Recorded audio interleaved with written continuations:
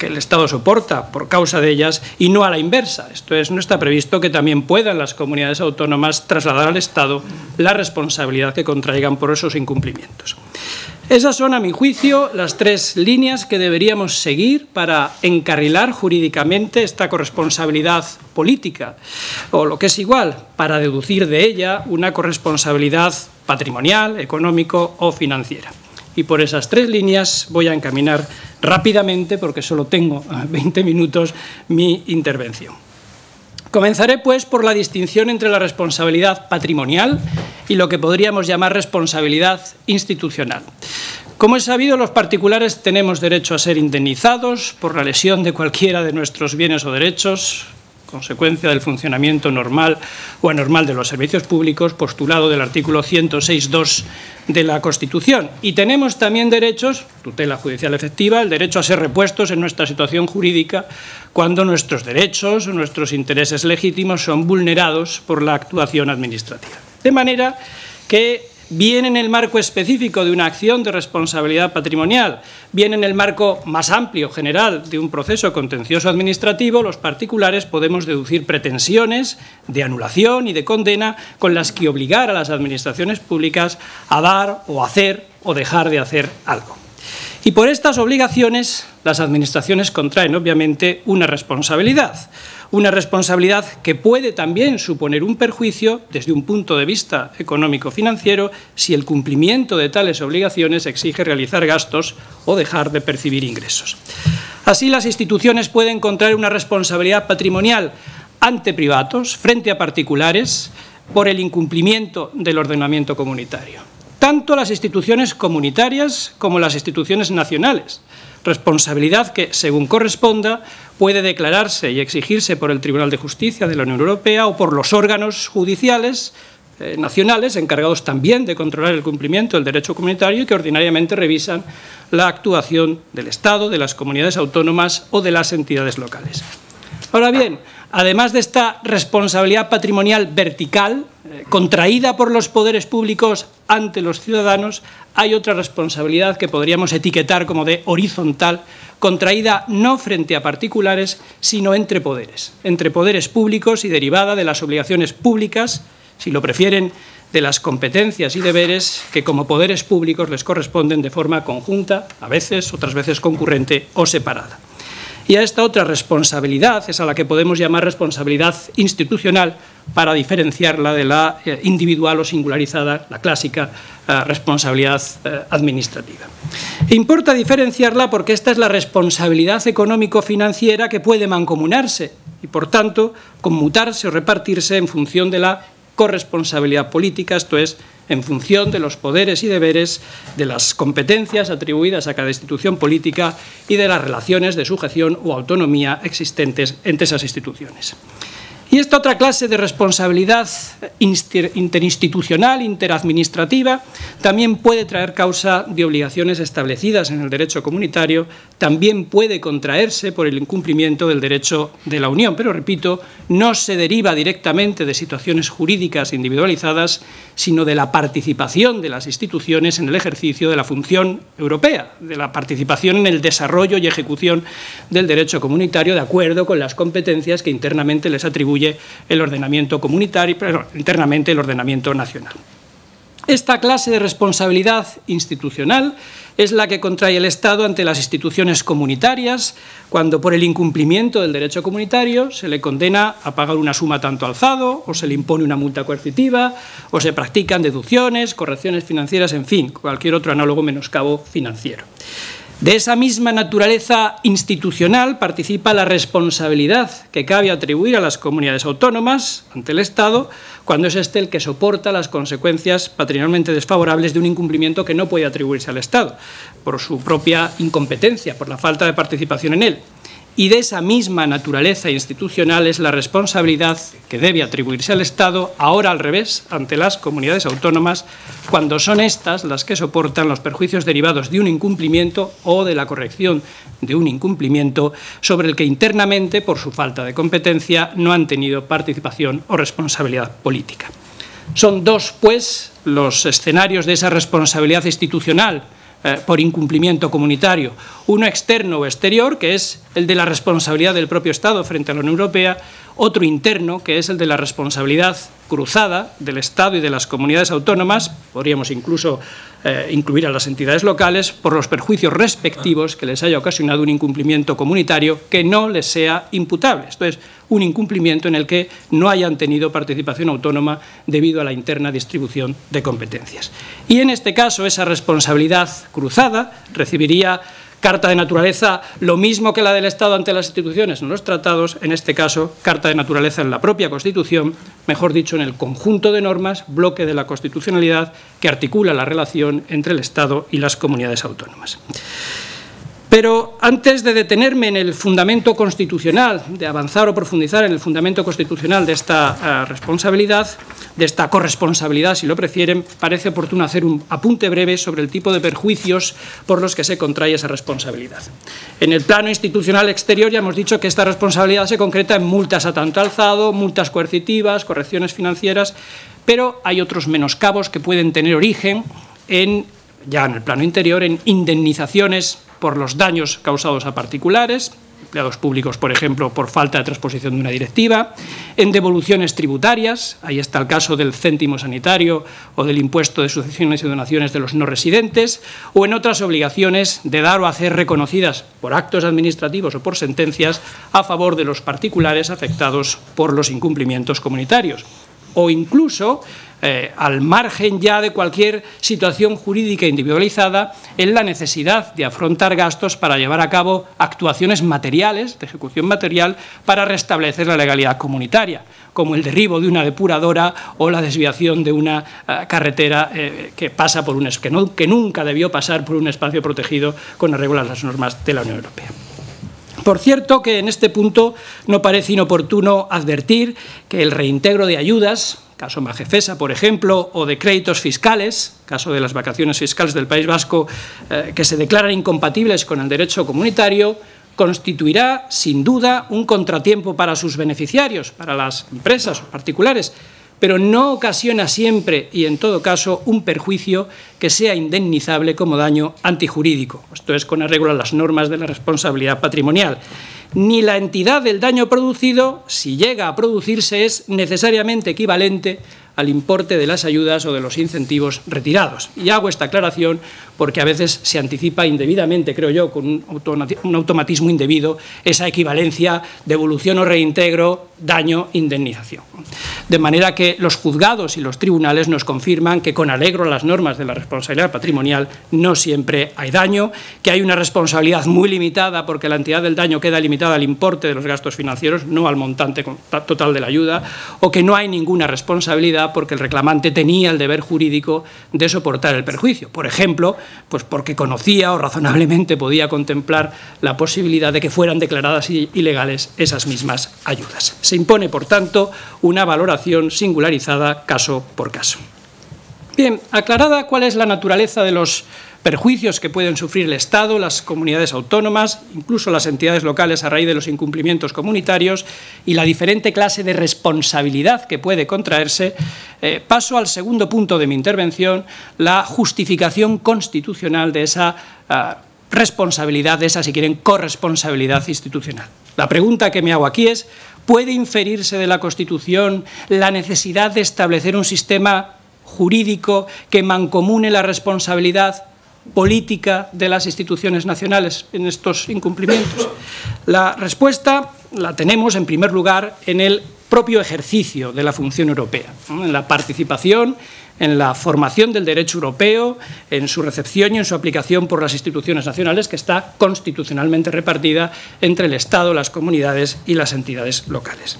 Si por las obligaciones internacionales contraídas por España las instituciones nacionales se hayan obligadas a trasladar y a ejecutar la normativa comunitaria en la medida en que por su competencia les corresponda, en esa misma medida deberían también asumir o soportar las consecuencias del incumplimiento comunitario. Y, de hecho, la jurisprudencia constitucional ha considerado constitucionalmente admisible el establecimiento de mecanismos de repercusión, de redistribución que permitan al Estado trasladar total o parcialmente a las comunidades autónomas las consecuencias que debe soportar en virtud de la responsabilidad exterior o internacional por el incumplimiento. Saben que el Tribunal Constitucional considera legítimo que el Estado establezca estos sistemas de compensación interadministrativa, y si es constitucionalmente legítimo que el Estado repercuta sobre las comunidades autónomas esos perjuicios financieros, debe serlo también que las resarza cuando son las comunidades autónomas las que padecen esos perjuicios por causa del Estado. También el mismo principio de corresponsabilidad que fundamenta el traslado a las comunidades autónomas de la responsabilidad que contrae frente al Estado por los incumplimientos comunitarios sirve para fundamentar el traslado al Estado de la responsabilidad, de esa otra responsabilidad patrimonial, singular, individualizada que contraen las comunidades autónomas o la que contraen cuando soportan otros perjuicios por los incumplimientos o la corrección de los incumplimientos que son imputables al Estado. Y esta proyección simétrica de la responsabilidad institucional, por más que se trate de una simetría variable en función del grado de participación y de las distintas competencias de las comunidades autónomas, esta proyección simétrica, digo, es inherente a la propia noción de corresponsabilidad en el ejercicio, insisto, de la función europea, y no tiene otro fundamento político que la propia naturaleza compuesta del Estado. Por eso, en los principios basilares de nuestro Estado compuesto, unidad, lealtad institucional y colaboración, de ellos, digo, también se puede deducir esta necesidad de establecer un sistema integral de compensación interadministrativa. Y si del principio de unidad, si de estos principios basilares es posible deducirlo, otro tanto podemos decir respecto del principio de autonomía, que conduce al mismo lugar, por la significación económica y financiera que pueden tener los perjuicios. El principio de autonomía financiera que tienen reconocidas las comunidades autónomas puede verse afectado si la posición de equilibrio que resulta para cada comunidad con arreglo a las normas de la legislación del sistema financiero autonómico, si ese punto de equilibrio alcanzado en la asignación anual se rompe, porque tiene que asumir un perjuicio económico, un coste financiero por una actuación que no le resulta imputable. Y de la misma manera que se podría haber lesionado el principio de autonomía financiera si no se produce esa compensación, ese reparto, podría verse también afectado el más reciente principio de sostenibilidad financiera que se deriva del controvertido principio de estabilidad presupuestaria. Podemos más adelante hablar de ello, estoy resumiendo para ceñirme al tiempo que se me ha asignado. En fin, terminando esta segunda parte de mi intervención, por donde la empecé, por la función europea, la justificación constitucional del resarcimiento ascendente descansa también en la propia articulación competencial. Si las comunidades autónomas pudieran inaplicar las leyes del Estado que consideren incompatibles con el derecho de la Unión Europea, podría atribuírseles alguna culpabilidad, alguna responsabilidad por los incumplimientos comunitarios y resultaría justificado que corrieran de su cargo los perjuicios derivados de esos incumplimientos. Pero si las normas internas de distribución de competencia obligan a los parlamentos y a las administraciones autonómicas a cumplir las leyes estatales, incluso cuando resulte cuestionable su compatibilidad comunitaria, no puede considerárseles responsables del incumplimiento comunitario ni deben ponerse a su cargo los perjuicios económicos derivados de dicho incumplimiento o de su corrección. Ciertamente, de los principios comunitarios de eficacia directa y de primacía se desprende un poder deber de inaplicar las leyes nacionales contracomunitarias, un poder deber de inaplicarlas que alcanza en principio a todas las instituciones nacionales, pero no puede ignorarse que ese poder deber de inaplicar las leyes contracomunitarias no opera con la misma fuerza sobre los órganos judiciales o cuasi judiciales que sobre los órganos legislativos o administrativos. Porque careciendo las comunidades autónomas de la capacidad para inaplicar las leyes estatales inconstitucionales que se reputan contrarias a la Constitución, resultaría conceptualmente inconsistente reconocérsela para aplicar las leyes estatales contrarias para inaplicar, las leyes estatales contrarias al derecho comunitario. Máxime cuando dicha incompatibilidad puede ser controvertible y cuando dichos órganos, a diferencia de los órganos judiciales, no tienen capacidad para dirigirse en una vía, digamos, prejudicial al Tribunal de Justicia de la Unión Europea para preguntar sobre la compatibilidad del derecho interno con el derecho comunitario. Así que respecto de esos órganos, los órganos legislativos autonómicos, los órganos administrativos regionales, la primacía va más, la primacía comunitaria debe ir más en la línea que expresa el artículo 4.3 del Tratado de la Unión Europea, esto es, debe ir más en la línea de la obligación de adoptar todas las medidas generales o particulares que puedan adoptar, según las normas de competencia interna, para cumplir con los objetivos comunitarios, que en la línea de autorizar la inaplicación de las leyes estatales hipotéticamente anticomunitarias. Y por esta imposibilidad de sustraerse a tales leyes, creo que también puede justificarse constitucionalmente e internamente que deban ser compensadas por los perjuicios que les depare su aplicación. En fin, si tenemos claro de qué clase de perjuicios estamos hablando, de qué clase de responsabilidad, si compartimos la conclusión de que es constitucionalmente necesario u obligado un sistema de corresponsabilidad, y si de hecho ya tenemos parcialmente regulado ese sistema, pues tenemos un procedimiento de repercusión del Estado sobre las comunidades autónomas, no parece que pueda negarse la necesidad de completar esa regulación, ¿no? La necesidad de corregir la asimetría institucional a la que aludía antes en cuanto prevé que solo sea el Estado quien pueda trasladar o repercutir sobre las comunidades autónomas ese tipo de perjuicios y no a la inversa. Lo que sí puede ofrecer alguna lógica de discusión y alguna dificultad es encontrar el modo de hacerlo de forma que a todos convenza. Y inicio ya la tercera y parte final de mi intervención. ¿Cómo instrumentarlo? Y en este orden, a decir verdad, algunas cuestiones han quedado ya despejadas con la paulatina introducción y regulación, lo decía el profesor Montilla, de la repercusión descendente generalizada por la Ley de Estabilidad Presupuestaria y Sostenibilidad Financiera y desarrollada luego con criterios y un procedimiento específico en el Real Decreto 515/2013 de 5 de julio. Tomando algunas de las, casi poniéndonos en el espejo de la regulación que tenemos, es fácil plantearse cuáles pueden ser los problemas o cuál puede ser la discusión, los elementos de la discusión, ¿no? Por ejemplo, ¿de quién debe ser la competencia para regular la repercusión ascendente? Yo creo que debe ser del Estado porque tiene los títulos competenciales idóneos para ellos, ¿no? La Hacienda General, las bases del régimen jurídico, el sistema de esta responsabilidad especial de las comunidades y del Estado, de las administraciones. También pienso que es razonable la conclusión de que deba ser una ley orgánica, no una ley ordinaria, la que regule esa repercusión. Es verdad que la repercusión descendente se ha ido introduciendo paulatinamente a través de leyes sectoriales ordinarias. Se fue poquito a poco, desde la Ley de Aguas, con cláusulas sucesivas, se fue expandiendo. Y que tratándose de una modalidad especial de responsabilidad, de un régimen de imputación o traslación de obligaciones entre las administraciones públicas, la materia parece ajena a las que constitucionalmente tiene reservadas la ley orgánica.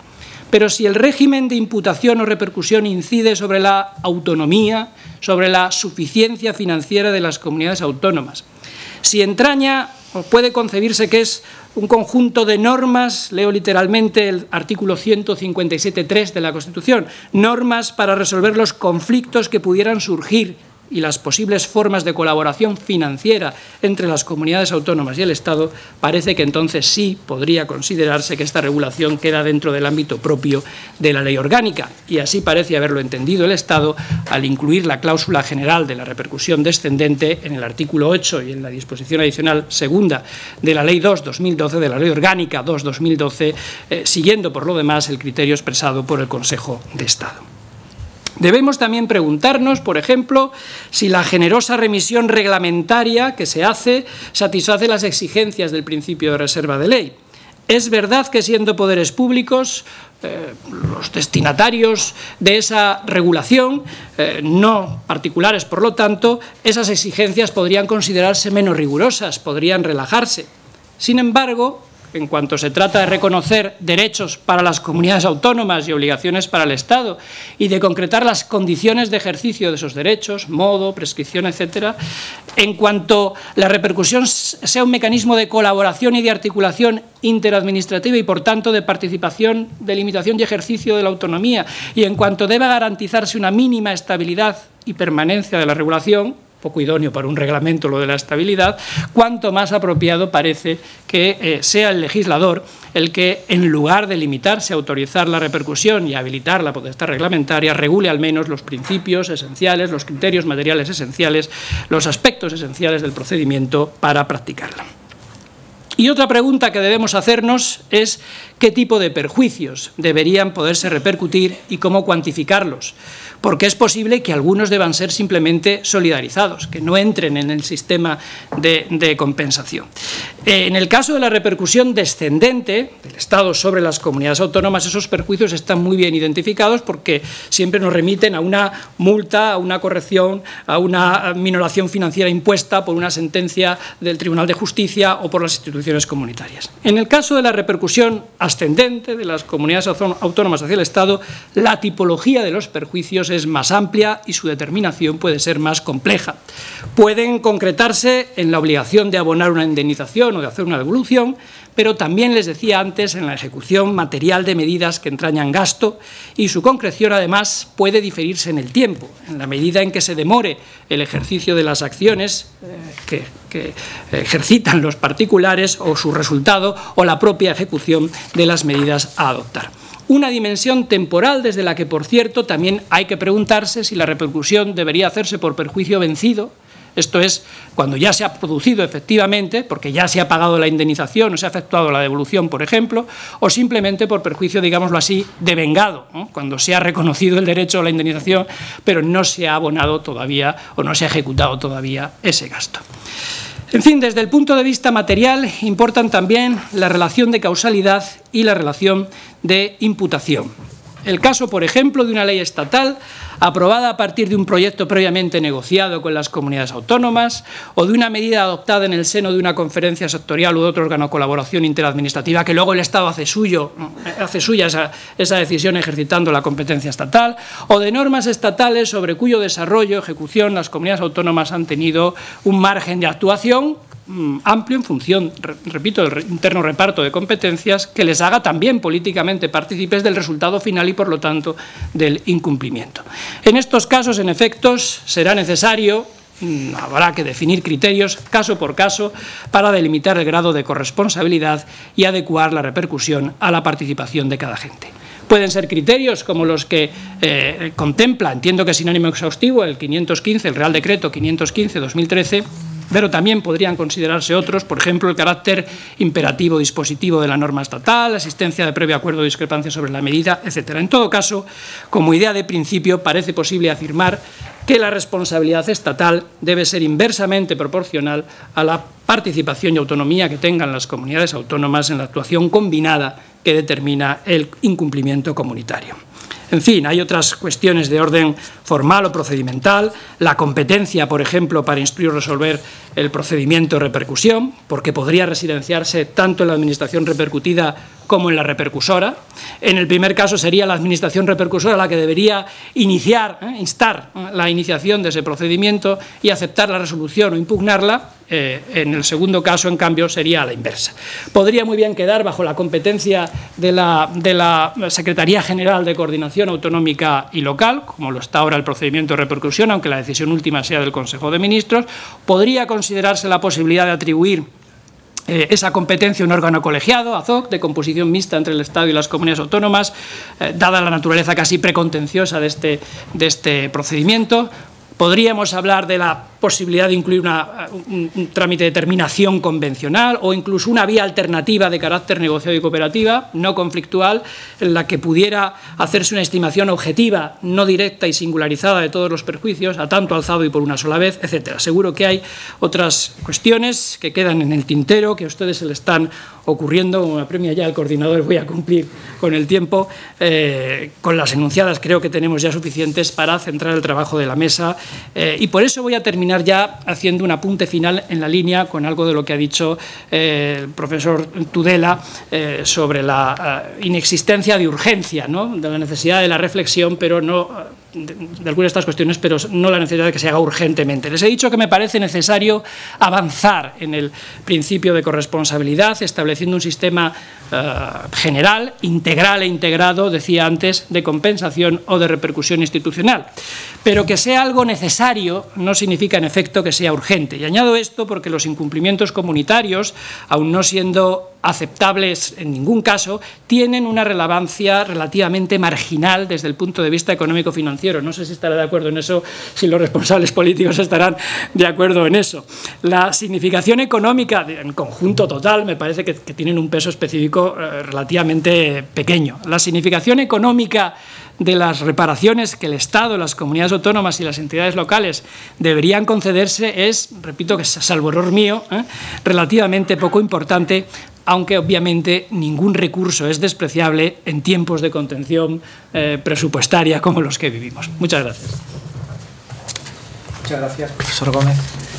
Bien, pues vamos a ver ahora la visión desde las distintas administraciones.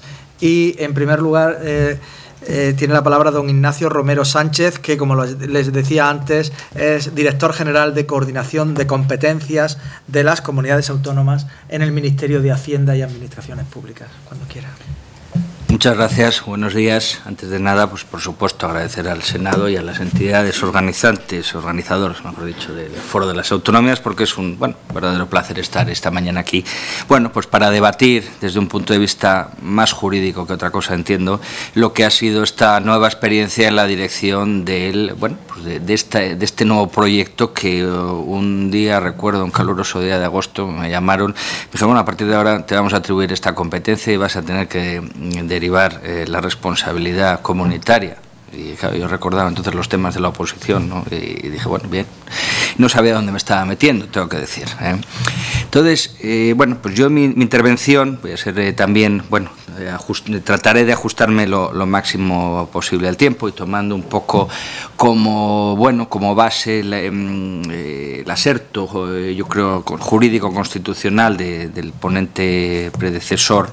Bueno, pues voy a tratar de exponer unas líneas muy generales, muy básicas y espero que entendibles, lo que ha sido nuestra experiencia en la iniciación, instrucción y, bueno, ¿por qué no decirlo?, culminación de los dos expedientes de derivación de responsabilidad comunitaria que ha vivido el Reino de España con motivo de dos sentencias del Tribunal de Justicia de la Unión Europea. En este sentido, por todos conocido, el caso de Majefesa y el caso de las, coloquialmente llamadas vacaciones fiscales vascas, ¿no?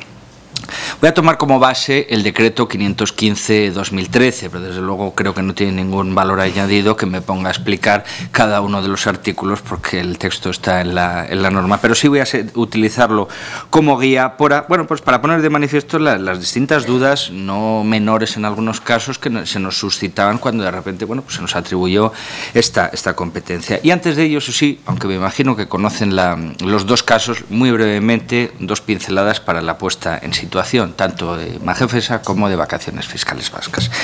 En el caso de Majefesa, en este caso, nos encontramos con un grupo empresarial dedicado, como todos saben, a la fabricación de artículos de menaje doméstico, que preveía una serie de actuaciones de reducción de plantillas, de concesión de ayudas, tanto por el Gobierno central, el Gobierno de la Administración General del Estado, como los gobiernos de varias comunidades autónomas, entre ellas, la comunidad autónoma del País Vasco. Sin embargo, en el año 89, nos estamos remontando, en el año 89, ya la Comisión en una decisión declara ilegales parte de estas ayudas y solicita su devolución.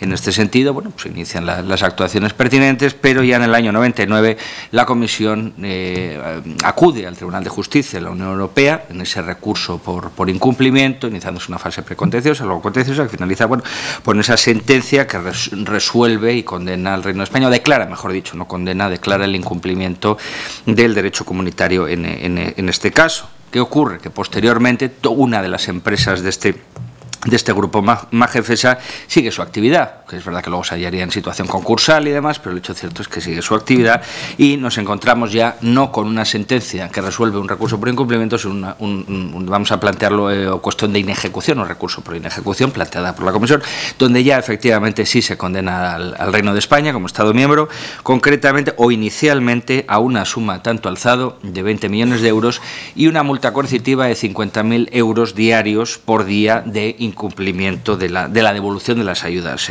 pendientes. ¿Qué ocurre? Bueno, pues en este caso el Reino de España anticipa o abona tal cuantía y, bueno, pues se encuentra con esa situación de qué hacer con las particularidades que luego les comentaré, porque se inició el procedimiento, pero paralelamente se seguía negociando con la Comisión la minoración, como así al final fue, de la multa coercitiva de unos 9.000, que inicialmente empezó siendo de 9.550.000 euros y quedó en unos, creo recordar, 2,5 millones, 3.850.000 euros, ¿no? Este es el caso Magefesa, para que nos pongamos un poco en situación. Y muy rápidamente también el caso de las vacaciones fiscales vascas. Bueno, pues en este caso nos encontramos también aquí con determinadas las diputaciones forales de Álava, Guipúzcoa y Vizcaya, que dictaron una serie de normas concediendo una serie, digamos, de créditos fiscales o reducciones en la base imponible, concretamente el impuesto sobre sociedades. Bueno, pues ocurre lo mismo, que esas decisiones de la Comisión entiende que debe suprimirse ese régimen de ayuda, recuperarse las propias ayudas,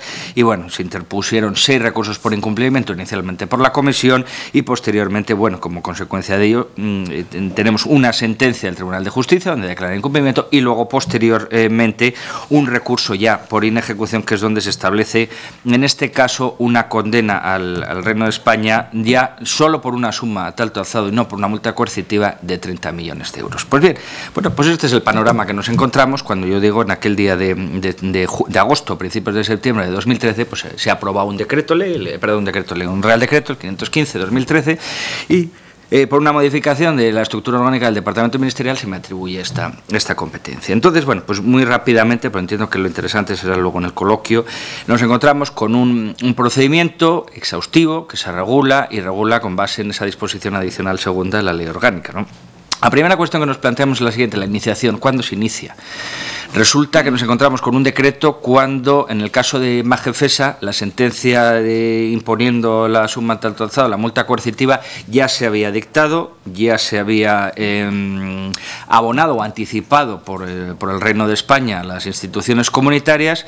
Establece el decreto una disposición transitoria de 2 meses desde su entrada en vigor, y ya estaban a punto de cumplir los 2 meses para iniciar los procedimientos de repercusión anteriores. Yo la primera duda que me suscitó es decir, ¿existe una obligación de una administración, en este caso de la Administración General del Estado, de repercutir una responsabilidad? Porque del tenor del decreto dentro disposiciones imperativas, o sea, es decir, normas imperativas. En cualquier caso, un gobierno en este caso de la nación, tiene obligatoriamente que repercutir esa responsabilidad, porque a lo mejor decide que no es procedente, o a lo mejor decide que puede por voluntad propia o por las razones que sean, asumir directamente la responsabilidad, ¿no? Esa es la primera duda que se nos planteó. Yo, desde luego, desde la dirección no me iba a arriesgar a tomar esa decisión por el Gobierno de la Nación. Total, que teníamos claro que teníamos que iniciar el procedimiento.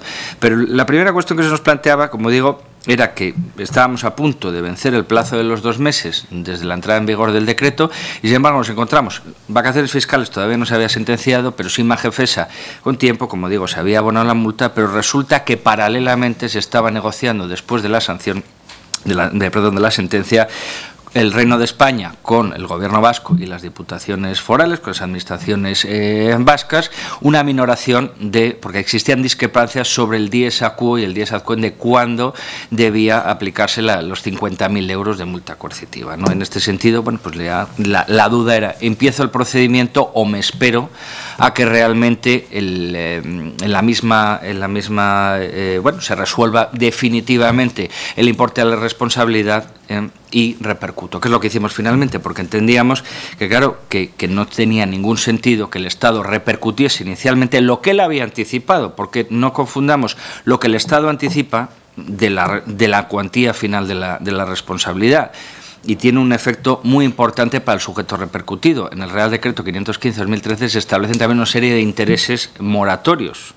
Entonces, cuanto más tarde el Estado en iniciar el procedimiento, con su actitud está perjudicando a la comunidad autónoma, porque al final le tiene que repercutir los intereses por todo el periodo desde que adelantó la suma. Pero en este caso, como digo, en el caso de Magefesa, nos encontrábamos que sí existía una sentencia, pero se seguía negociando con la Comisión el importe de la multa coercitiva, y, como digo, al final se redujo en 6 millones de euros. Por lo tanto, en ese sentido, estimamos un error iniciar el procedimiento procedimiento antes de que, aun cuando existía la sentencia, se finalizase el procedimiento de determinación de la responsabilidad final. Como digo, una cosa es lo que se anticipa y, en segundo lugar, otra cosa distinta, bien distinta, es lo que se repercute, ¿no?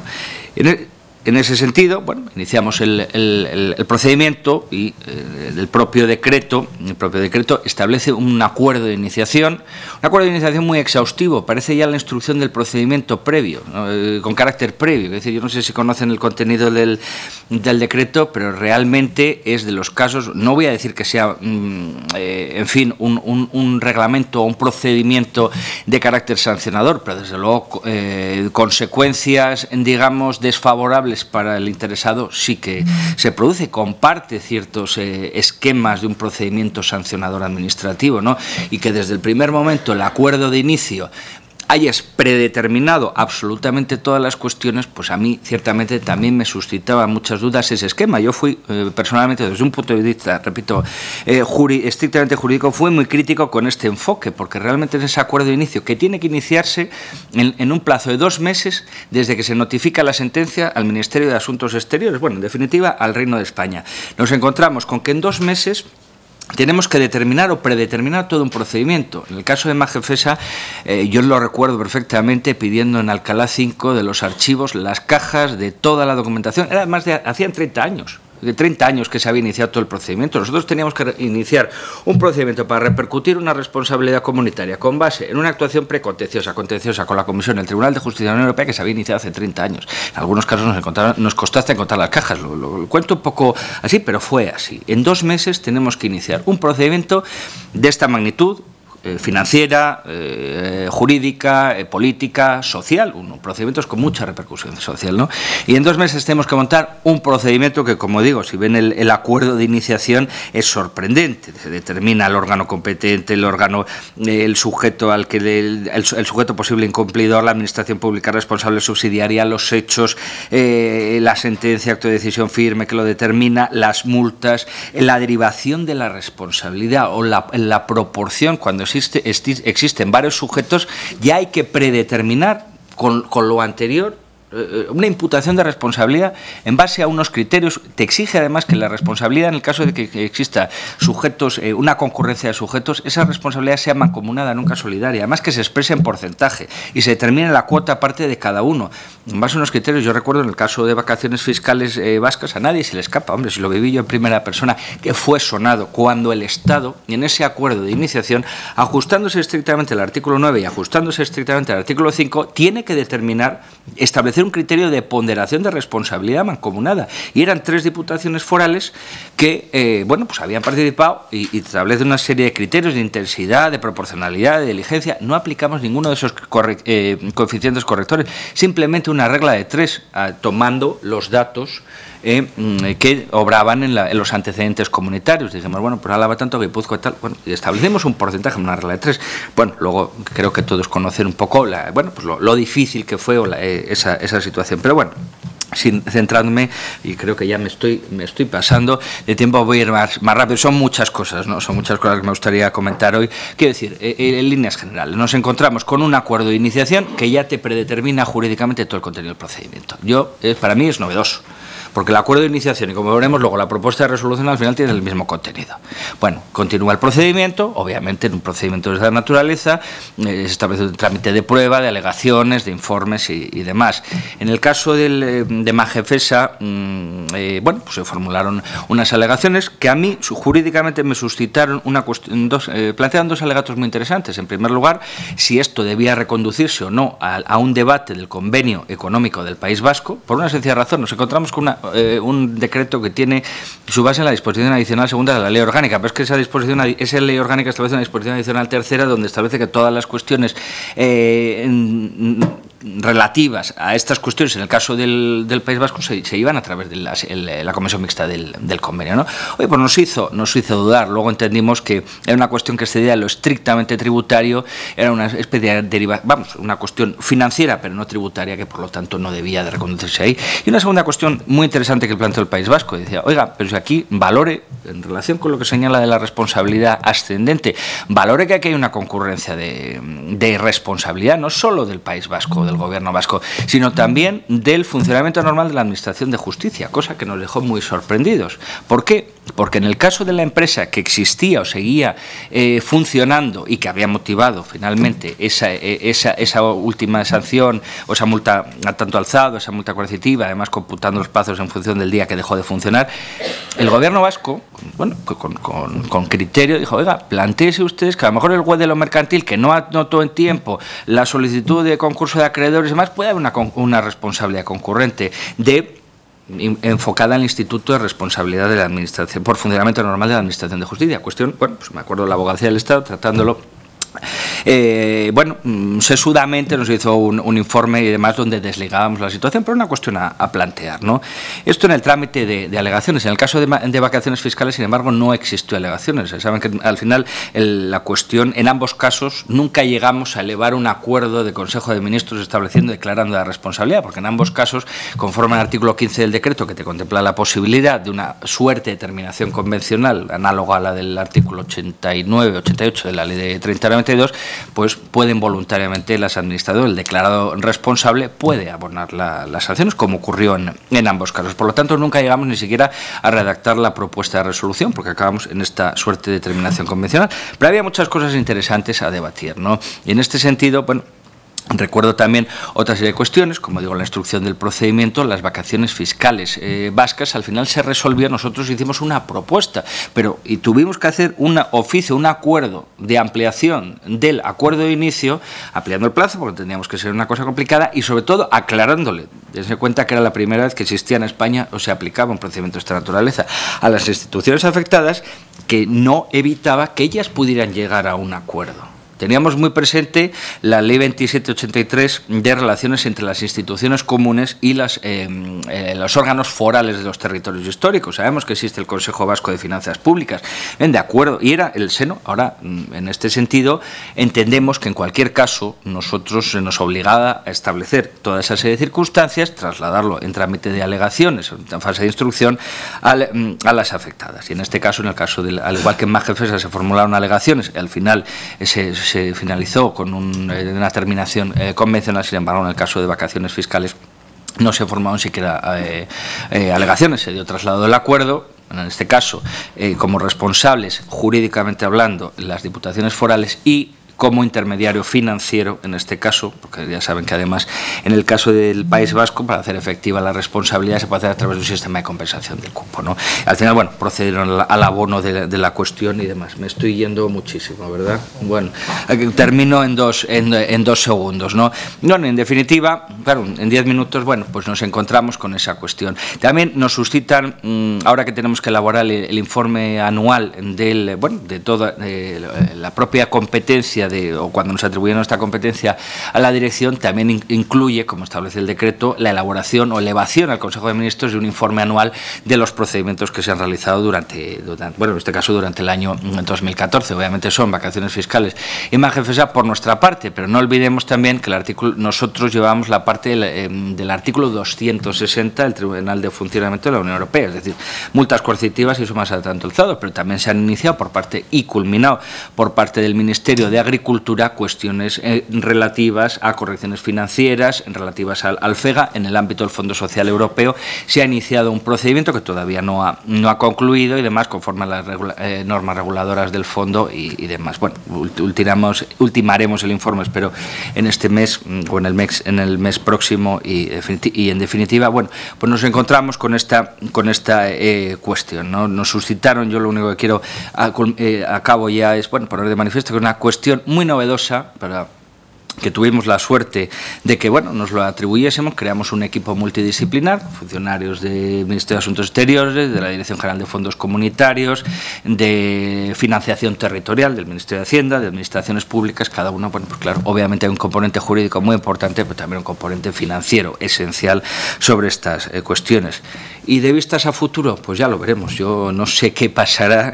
Ahora tenemos, bueno, se ha mencionado el caso del céntimo sanitario. Yo creo que en este caso no habrá ningún problema porque ya, digamos, el Estado ha tomado la iniciativa en este sentido. Es decir, bueno, pues oye, pues tiene que ser así y demás. Tenemos ahora, por ejemplo, una cuestión ya sobre la que la Comisión se nos ha dirigido en un momento muy inicial, ¿no? Sobre el impuesto de las superficies, de los impuestos sobre grandes superficies, que bueno, pues está en un procedimiento muy inicial, ni siquiera precontencioso, podemos decir previo al precontencioso.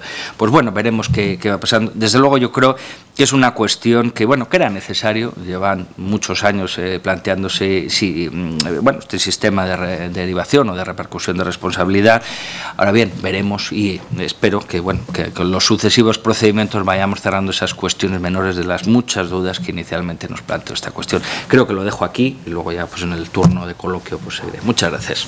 Muchas gracias, don Ignacio. Estoy seguro efectivamente que en el turno, en el debate, pues se podrá desarrollar mucho más estas cuestiones.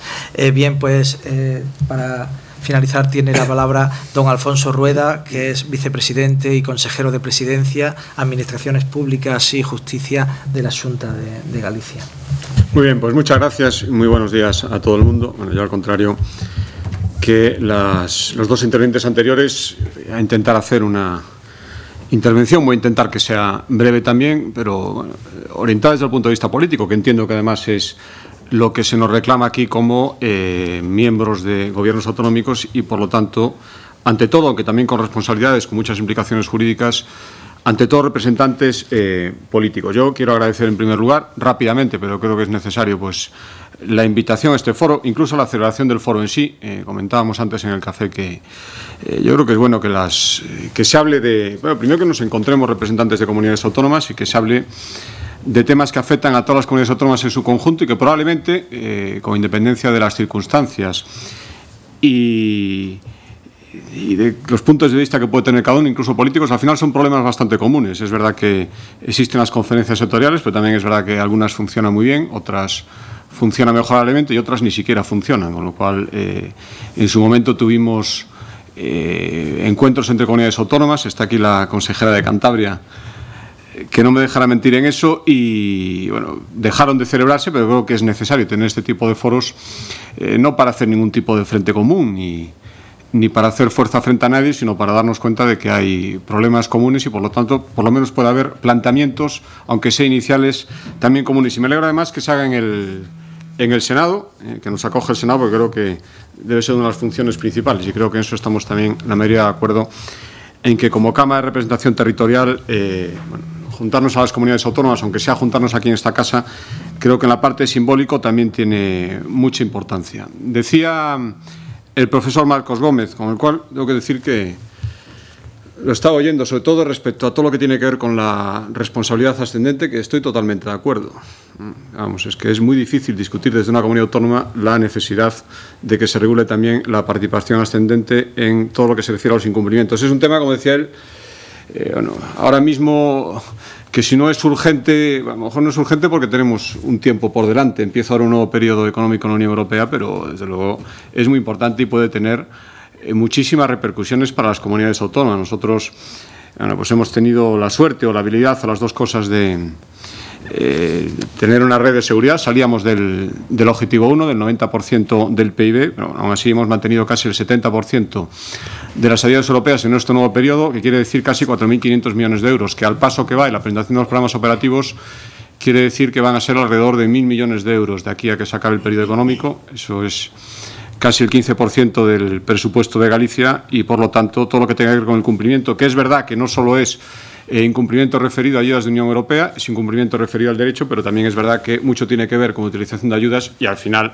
todo esto tiene una traducción económica y, por lo tanto, creemos que es importante regularlo, hablar de eso y tenerlo claro desde el principio. Yo tengo que decir que nosotros estamos de acuerdo en que se haya regulado por fin un procedimiento para la exigencia de esta responsabilidad. Entendemos lógico, además, que se regule de forma descendente, pero también insisto en que tiene que regularse cuanto antes de forma ascendente. Es verdad que esto estaba en una especie de, no limbo jurídico, pero sí sujeta a muchas normas. Se pidieron los dictámenes al Consejo de Estado, había mucha legislación sectorial, necesitamos algo que nos dijera exactamente cómo había que llevar todo este asunto. Llegó con la ley del año 2012, es verdad que pensando sobre todo en el déficit, pero al final también cogió todo lo que se refiere a incumplimientos en general y después el decreto del año 2013 vino, por lo menos en sentido descendente, a regularlo. Creemos, además, desde el punto de vista incluso político y también jurídico, pero insisto, quiero hablar sobre todo desde el punto de vista político, que es un reconocimiento casi de la mayoría de edad de las comunidades autónomas, incluso para estar en Europa. Si estamos, tenemos que estar con todas las consecuencias y, por lo tanto, somos las primeras interesadas en que se cumpla el derecho comunitario en lo que nos toca muchísimo, y, por lo tanto, que se exijan responsabilidades a aquel que incumple. Creo que nos va mucho en Europa a todos nosotros y, por lo tanto, es necesario que cumplamos desde el principio aquello a lo que Europa nos obliga, que es muchísimo. Ya en Galicia tenemos una tradición de esto bastante larga. Ya en el año 2001 Manuel Fraga ya reivindicaba una presencia más importante de las comunidades autónomas en los órganos de decisión en Europa. Esto le trajo problemas incluso con el gobierno central en aquel momento, que también era de nuestro mismo partido. Bueno, lo siguió reclamando contra viento y marea, y es verdad que se han dado pasos importantes creo que hay muchos ejemplos, ¿no? Cuando se reformaron los reglamentos de funcionamiento para que pudieran participar las comunidades autónomas en los comités de ejecución que dependían de la Comisión, eso nos ha permitido estar mucho más presentes a nosotros, por ejemplo, en temas que tienen que ver con la pesca, con la agricultura, con cooperación transfronteriza, en los que nos jugamos muchísimo. También desde el año 2004 los consejeros autonómicos podemos acompañar a los ministros de nuestro país a reuniones que nos afectan mucho a todos y, por lo tanto, estar presentes en las delegaciones españolas. Nosotros en la de pesca, por ejemplo, y creo que eso nos ha traído importantes beneficios. Se modificó también la Consejería Autonómica de la REPER para que puedan hacer la propuesta de representante de las comunidades autónomas. Creo que esos son pasos que se van dando y que al final lo que dicen es que, entendiendo que formamos parte de un único Estado, y el Estado es el que tiene la representación, creo que un Estado también complejo como es el nuestro, que las comunidades autónomas estén en Europa es algo fundamental y, por lo tanto, debemos estar con todas las consecuencias. Y al final, entendiendo que responsabilidad, lealtad, colaboración, ese es el secreto. Discutiremos muchas veces, pero si queremos que las cosas se hagan bien en beneficio de todos en algo tan importante como estar en Europa, no hay otro camino. Nosotros hemos intentado demostrarlo también cumpliendo todos los años el déficit que se nos marcaba, porque entendemos que eso a su vez lo está marcando Europa y, por lo tanto, es algo que es necesario hacer, o por lo menos hacer todo lo posible para poder cumplir, y nosotros lo hemos cumplido. Con eso quiero decir que entendemos de verdad que estar en Europa es una cosa muy seria y la seriedad empieza por cumplir todas sus normas. Por eso, vuelvo a decir, aplaudimos que por fin se regule de un modo cierto, con la seguridad jurídica que esto reclamaba, qué pasa cuando se produce un incumplimiento. Eso está claro, se ha regulado la responsabilidad descendente. Entendemos también, otra cosa es que la decisión final tenga que ser del Consejo de Ministros. Esto lo recurrió Canarias, me parece, y han dicho que sí, que tiene que ser el Consejo de Ministros quien tiene que hacerlo. Por lo tanto, ya poca más discusión. Se podía hablar si podía ser un organismo, aunque fuera estatal, o por lo menos con origen estatal, bueno, pues un poco más, no quiero decir la palabra independiente, pero un poco más separado de lo que es el propio Gobierno que inicia el procedimiento de responsabilidad. Pero en todo caso, mejor que sea el Consejo de Ministros con certeza, que no tener muy claro quién tiene que hacerlo. A partir de ahí creemos que sí que hay muchas cosas mejorables. Nos gustaría participar mucho más cuando se inicia un procedimiento para exigir responsabilidad descendente, participar mucho más en todo el proceso hasta la toma de decisión final. También creo que ha dicho el Tribunal Constitucional que no se tiene derecho a intervenir directamente ante los organismos europeos. Se interviene en fase de alegaciones y eso lo recoge después el propio Gobierno de España y las traslada, pero bueno, entendemos que no es lo mismo y nos gustaría tener una participación más directa, igual que nos gustaría tener una participación más directa también en la posibilidad de decidir finalmente que una vez que se establece una sanción poder recurrirla. Ahora mismo, aunque los sancionados, la sancionada sea la comunidad autónoma, al final decidir si se recurre o no esa decisión de sanción sigue correspondiendo al Estado en exclusiva, si no me equivoco, cuando los obligados a pagar pueden ser en exclusivo los gobiernos autonómicos.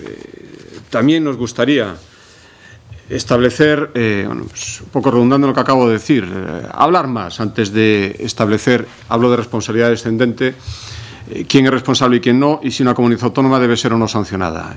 Bueno, ahora mismo hay un mecanismo cuasi administrativo. Entendemos que, igual que el Estado articula otros cauces, cuando hay una controversia jurídica entre el propio Estado y las comunidades autónomas, también podían aplicarse aquí. Estoy hablando, por ejemplo, de las comisiones bilaterales.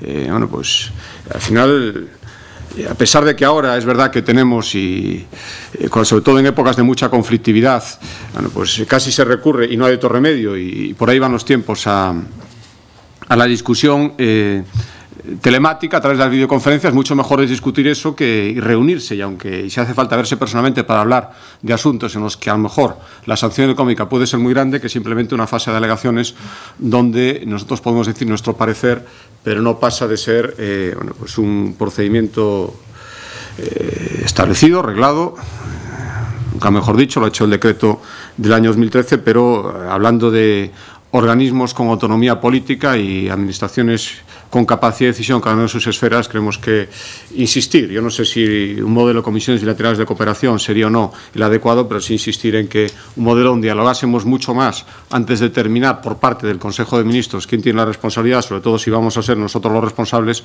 no estaría de más, nos dejaría mucho más tranquilos a todos y probablemente hiciese que la solución fuese todavía más equitativa. Esto respecto a la responsabilidad descendente, respecto a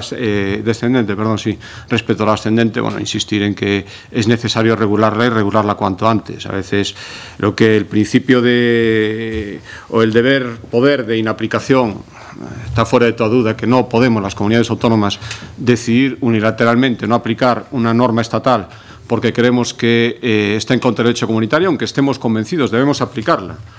Y, por lo tanto, esa aplicación a veces produce efectos particulares que después van a reclamarle a la comunidad autónoma, si es el caso, y, por lo tanto, nosotros deberíamos tener también la capacidad de exigirle responsabilidad al Gobierno del Estado, si es por una normativa estatal o simplemente es por una, bueno, lo que estaba diciendo el profesor Marcos Gómez, si es por una actuación del Estado, que también se puede dar, de una mala praxis en una transposición de una directiva, en los que nosotros sufrimos las consecuencias, debemos indemnizar, pero luego no tenemos derecho a repercutir, o teniendo derecho, es un procedimiento que no está arreglado, con lo cual se hace muy difícil y muy difuso. Y ahora que hemos reglado la responsabilidad descendente, ¿por qué no regular también, aprovecharlo, hacerlo casi en tiempo real al mismo tiempo, la responsabilidad ascendente? Yo dejo eso encima de la mesa como una reivindicación. No he hablado con otros compañeros de comunidades autónomas, pero supongo que estaremos todos prácticamente de acuerdo en que es necesario también poder exigirle responsabilidades al Estado, igual que es necesario e imprescindible que el Estado nos pudiera exigir a nosotros con una seguridad jurídica y con una normalidad que acabase con indefiniciones que iban en perjuicio general. Y, por último, por terminar mi intervención, yo llamo la atención sobre la necesidad de que hablemos más, insisto, en este tono político, lo quería dar mi intervención, en lo que hay que hacer para una correcta aplicación del derecho comunitario, que lo que impida es después procedimientos de exigencia de responsabilidad. Creo que al final todos actuamos sobre los mismos territorios, el Estado en general y nosotros sobre cada uno de nuestro territorio autonómico, pero al final los destinatarios son los mismos y además coincidentes en muchos programas, y por lo tanto nos interesa a todos que no haya ningún tipo de duda. Yo en fin, creo que el ejemplo más reciente es todo lo que envolvió la aplicación de la Directiva de Servicios con las leyes ómnibus tanto del Estado como las que luego nosotros tuvimos que hacer, donde, en fin, creo que la coordinación podía haber sido más, hubiera evitado problemas que ahora se nos están dando. Y llamo la atención también sobre el tercer aspecto al cual no le dedicamos la atención suficiente, que son las entidades locales, también obligadas a aplicar la normativa comunitaria, también muy afectadas pues, por la Directiva de Servicios que acabo de mencionar y, en general, por todo lo que tiene que ver con el derecho comunitario y también con las ayudas, y donde yo detecto, y hablo en el caso de Galicia, que por supuesto es el que estoy obligado a conocer mejor, creo que hay muchísimo trabajo por hacer, y hablando de determinación de responsabilidades por incumplimiento del derecho comunitario en el ámbito local, sobre todo en ayuntamientos pequeños y con este régimen local, donde los ayuntamientos, con independencia de su tamaño, en una gran parte de su actuación son iguales a todos los efectos, se pueden dar muchísimos problemas, muchísimos incumplimientos, aunque sea por falta de información, por falta de técnicos cualificados, por lo que sea. Y habría que discutir también después quién es el obligado a responder de esos incumplimientos y de esas consecuencias. Insisto en que, desde luego, lo estoy reclamando en Galicia, estamos hablando con la Federación de Municipios, todo lo que tiene que ver con cumplimiento de derecho comunitario, todo lo que tiene que ver con exigencia de responsabilidades.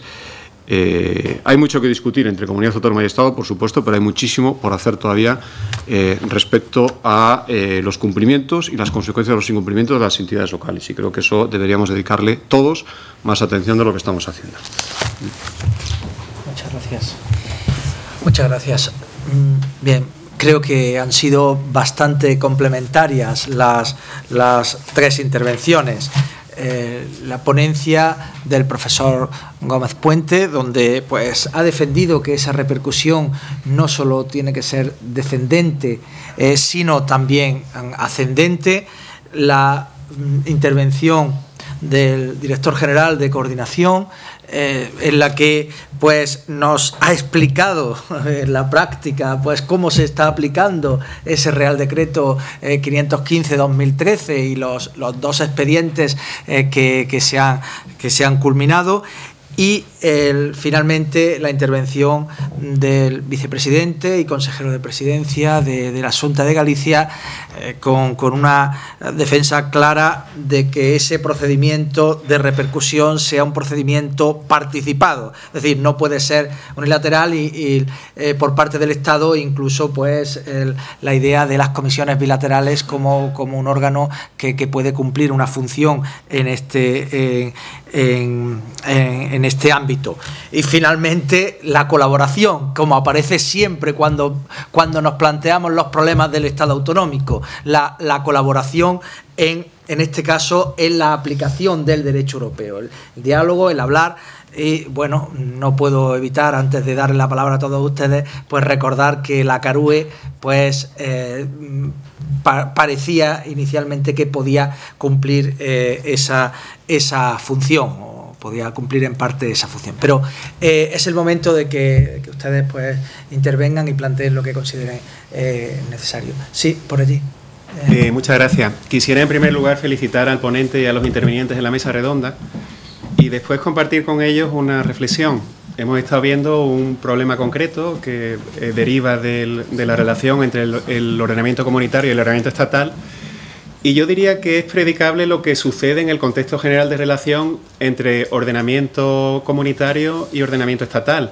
Creo que está muy claro a nivel de principio.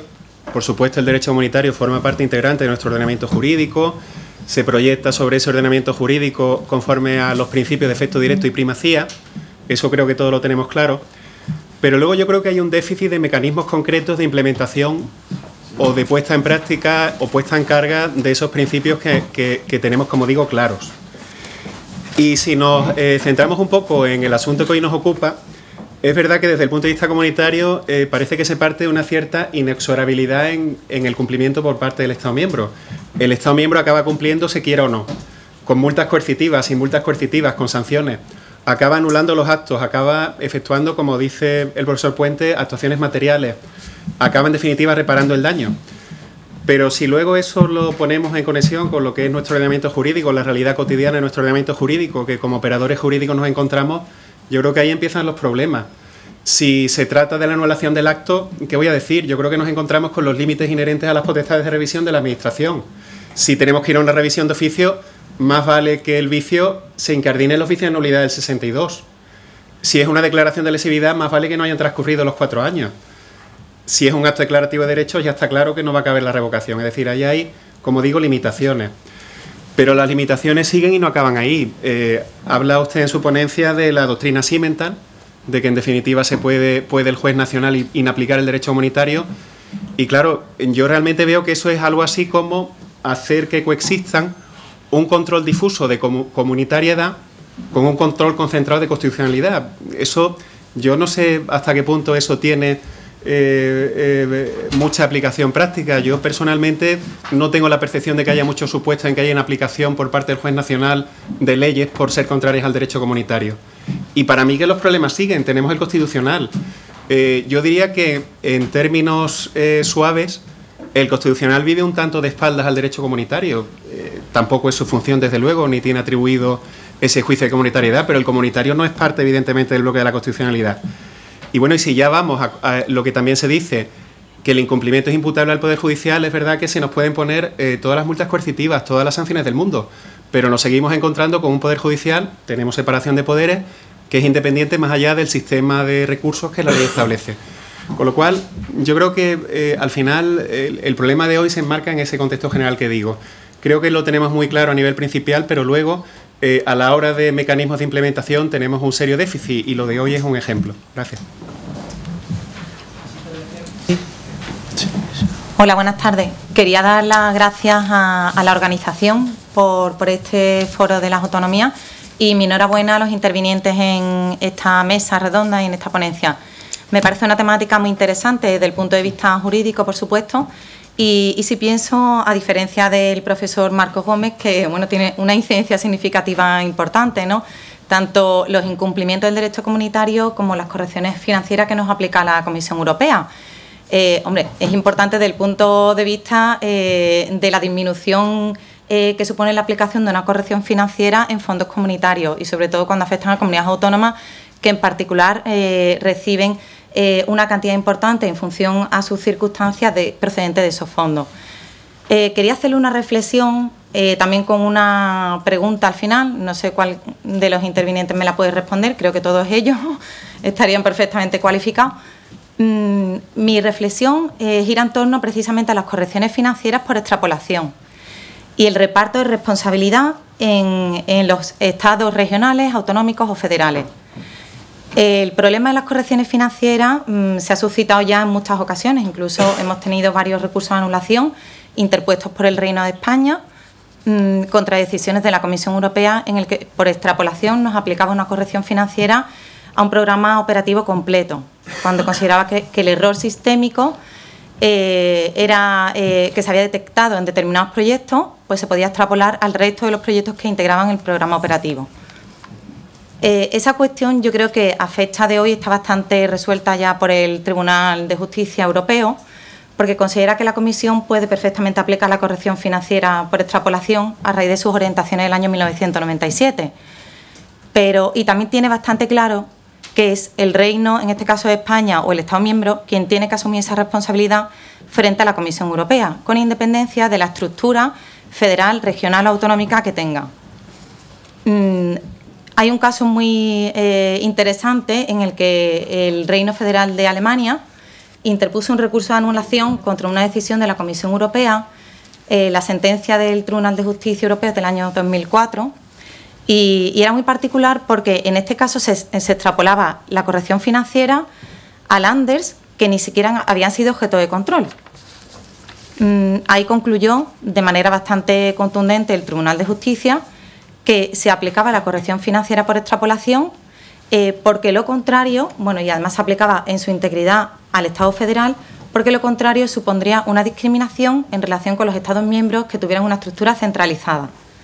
Con lo cual, tenemos aplicaciones de correcciones financieras por extrapolación y además el Reino de España quien tiene que responder frente a la Comisión Europea. El reparto de responsabilidad interno, como ha citado el profesor en su exposición, queda claro que nuestra normativa, incluso antes de la Ley de Estabilidad Presupuestaria, recogía perfectamente el principio de responsabilidad igual a imputabilidad del causante del incumplimiento. Ya venía recogido incluso en la Ley General de Subvenciones y en otros textos normativos, sobre todo normativa que regula el FEGOA. Pero ¿qué ocurre? Que cuando sale el Real Decreto 515/2013, en su artículo 5 recogen el apartado primero, efectivamente en consonancia con el artículo 8 de la ley, que la responsabilidad es mancomunada, cuantificándose el grado de responsabilidad, en definitiva, en función del incumplidor, salvo en aquellos casos en los que no sea determinable o no se pueda determinar a quién resulte imputable el incumplimiento, en cuyo caso pues se hará por partes iguales. Pero en el apartado 2, cuando regula precisamente la cuestión relativa a las correcciones financieras, contiene una excepción a esa regla general de imputabilidad de la responsabilidad al causante del incumplimiento. Lo que contiene es un reparto lineal en función del importe de financiación que haya recibido cada Estado miembro e internamente las diferentes comunidades autónomas. Con lo cual, en este sentido nos encontramos que si la Comisión Europea aplica un porcentaje de un 8%, ese 8% se va a aplicar al importe de financiación recibido por una comunidad autónoma y al importe recibido por el Estado, por ejemplo, o por otra comunidad autónoma, con independencia de quién haya sido el incumplidor o quién haya tenido el mayor número de incumplimientos en las irregularidades detectadas por la Comisión Europea. La verdad es que a mí me causa bastante sorpresa, quizás sea por el mismo fundamento que utiliza la Comisión Europea al aplicar la extrapolación, el que se recoge en este apartado segundo.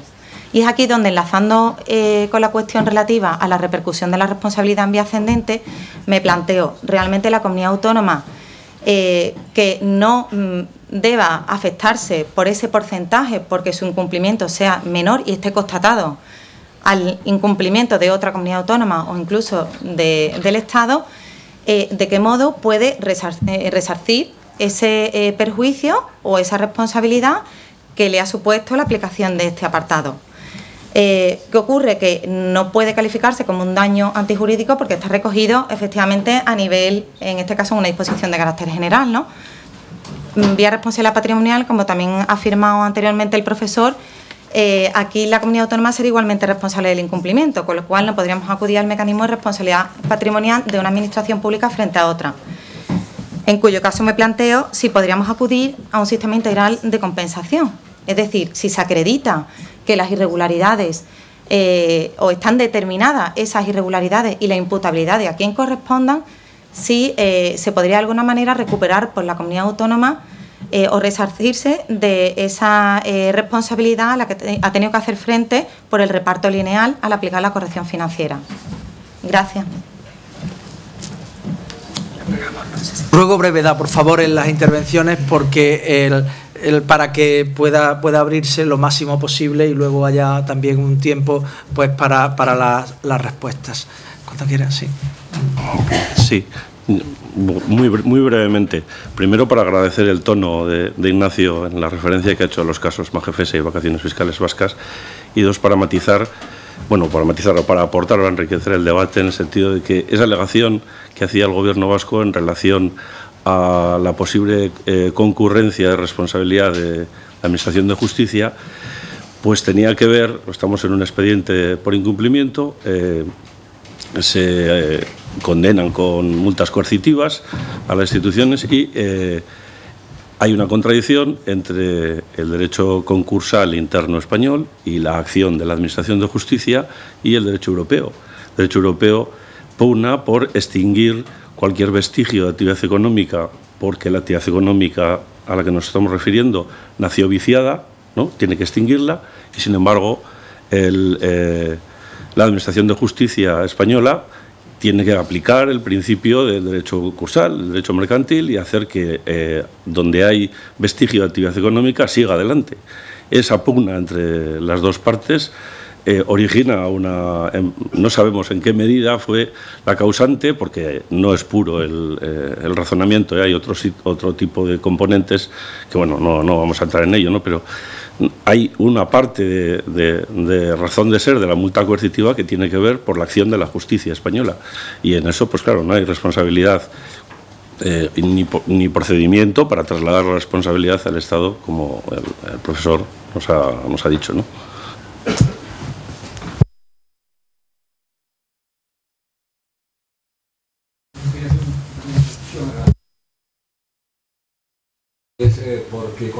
Primero porque creo que cuantías más importantes de lo que son los procedimientos por incumplimiento de derecho patrimonial, por lo menos en mi experiencia en la Comunidad Autónoma de Galicia, perdón.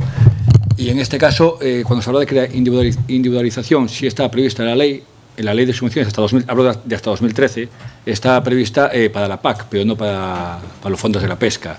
Y yo estuve presente en una situación que se daba un poco lo que decía el vicepresidente de la Junta. Yo estuve como autoridad intermedia, donde el órgano de gestión era el Ministerio, y tenía la comunidad autónoma para la que yo trabajaba una corrección financiera de 3 millones de euros y 80 otras comunidades autónomas.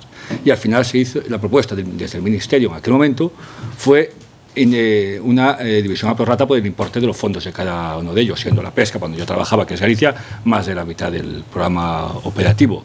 Entonces creo que se busquen solucionar ese tipo de cuestiones está bien, pero desde luego las injusticias que se han dado son grandes y no nos quedemos solo en los procedimientos de infracción por incumplimiento, sino también en la aplicación de los fondos comunitarios, como hizo hincapié el vicepresidente de la Junta. Nada más queda esa precisión. ¿Menciones? No. Bien, no puedo evitar trasladar una pregunta a la mesa. ¿Cómo han salido los otros modelos que se siguen en otros estados, los de repartir a priori la responsabilidad, es decir, establecer criterios a priori para que todos compartan, sean corresponsables de esa responsabilidad en unos porcentajes previamente establecidos? ¿Qué les parece? La dejo ahí. Bueno, yo, el problema que les veo es el de la imputación, lógicamente, ¿no? De la delimitación de la responsabilidad.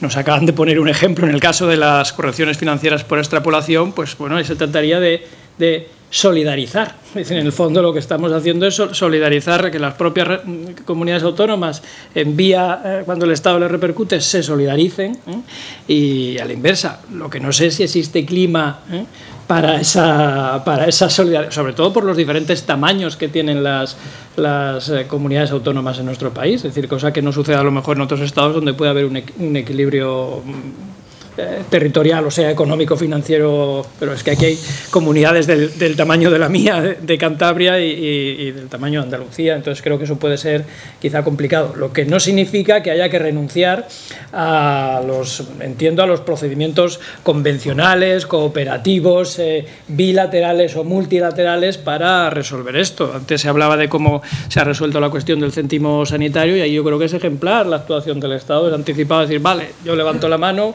esto fue culpa mía, y directamente pues evita cualquier tipo de conflicto, de manera que en la vía de la lealtad institucional y pues la clave está ahí, y entonces no haría falta ni el procedimiento de repercusión, pero como por desgracia a veces no es posible alcanzar acuerdo en todo, pues sí es bueno que exista un cauce para que se formalice, digamos, la discrepancia y se resuelva.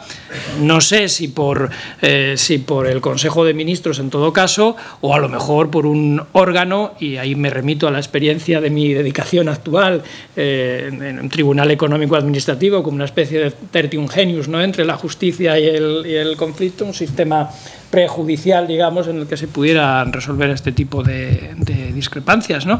Pero en cualquier caso, todo lo que se puede hacer por vía del acuerdo y por vía de la convención es siempre mejor que lo que se puede hacer por vía del procedimiento y del conflicto, eso no me cabe ninguna duda, ¿no? Sí.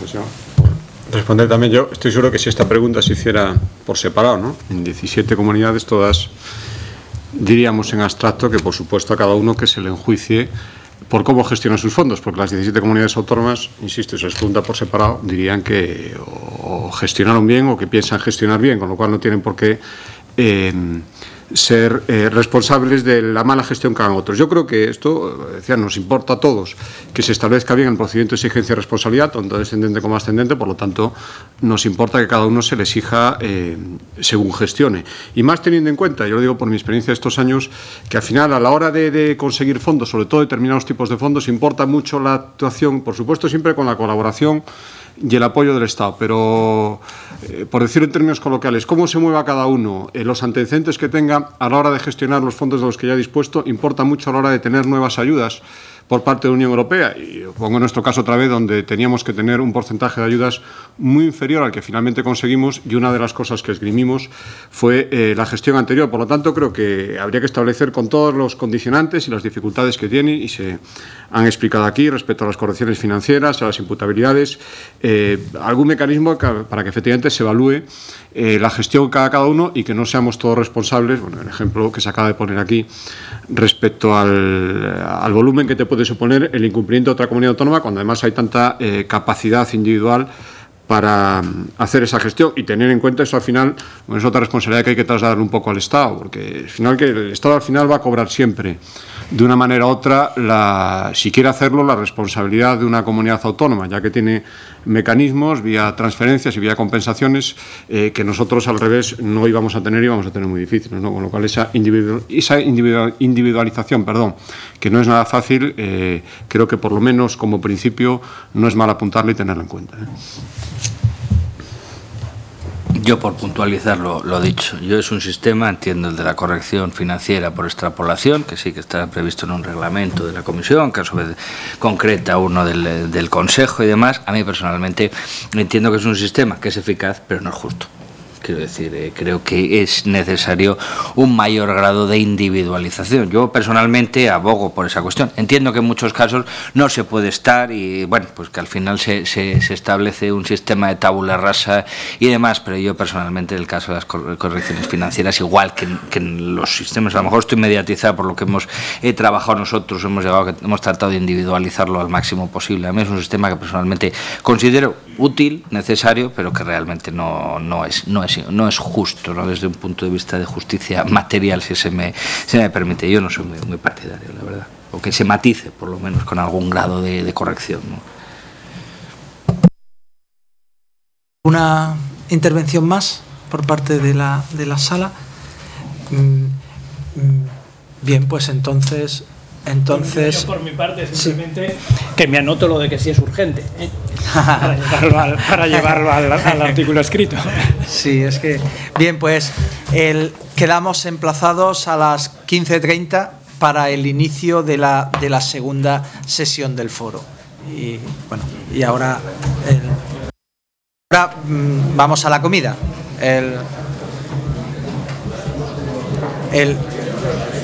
¿Dónde es?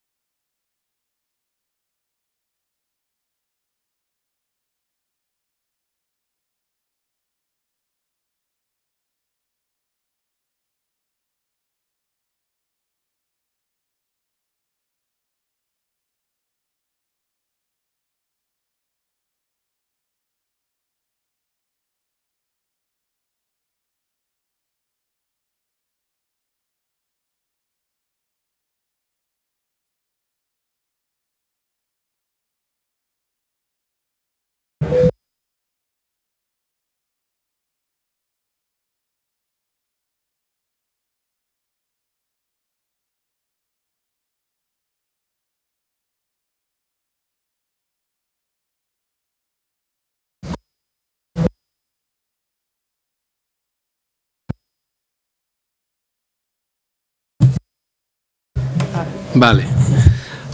Si os parece, vamos a reanudar la sesión con el castigo que yo creo que no nos merecíamos de no haber tenido café y por lo tanto con un doble mérito en el esfuerzo por entender algunas cuestiones tan complejas como las que vamos a ver. La exposición del tema sobre la unidad de mercado la hará el profesor Manuel Rebollo Puig, que es catedrático de la Universidad de Córdoba, que tiene un historial académico que no se me ocurrirá citar. Entren en Dialnet y comiencen a ver sus publicaciones.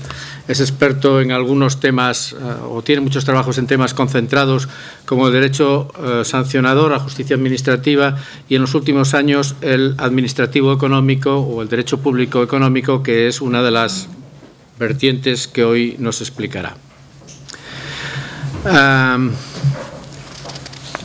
Para comentar la intervención, los representantes del Estado y de las comunidades autónomas serán el señor Jaime Pérez Renovales, es jurista, abogado del Estado, o sea, de los que mandan.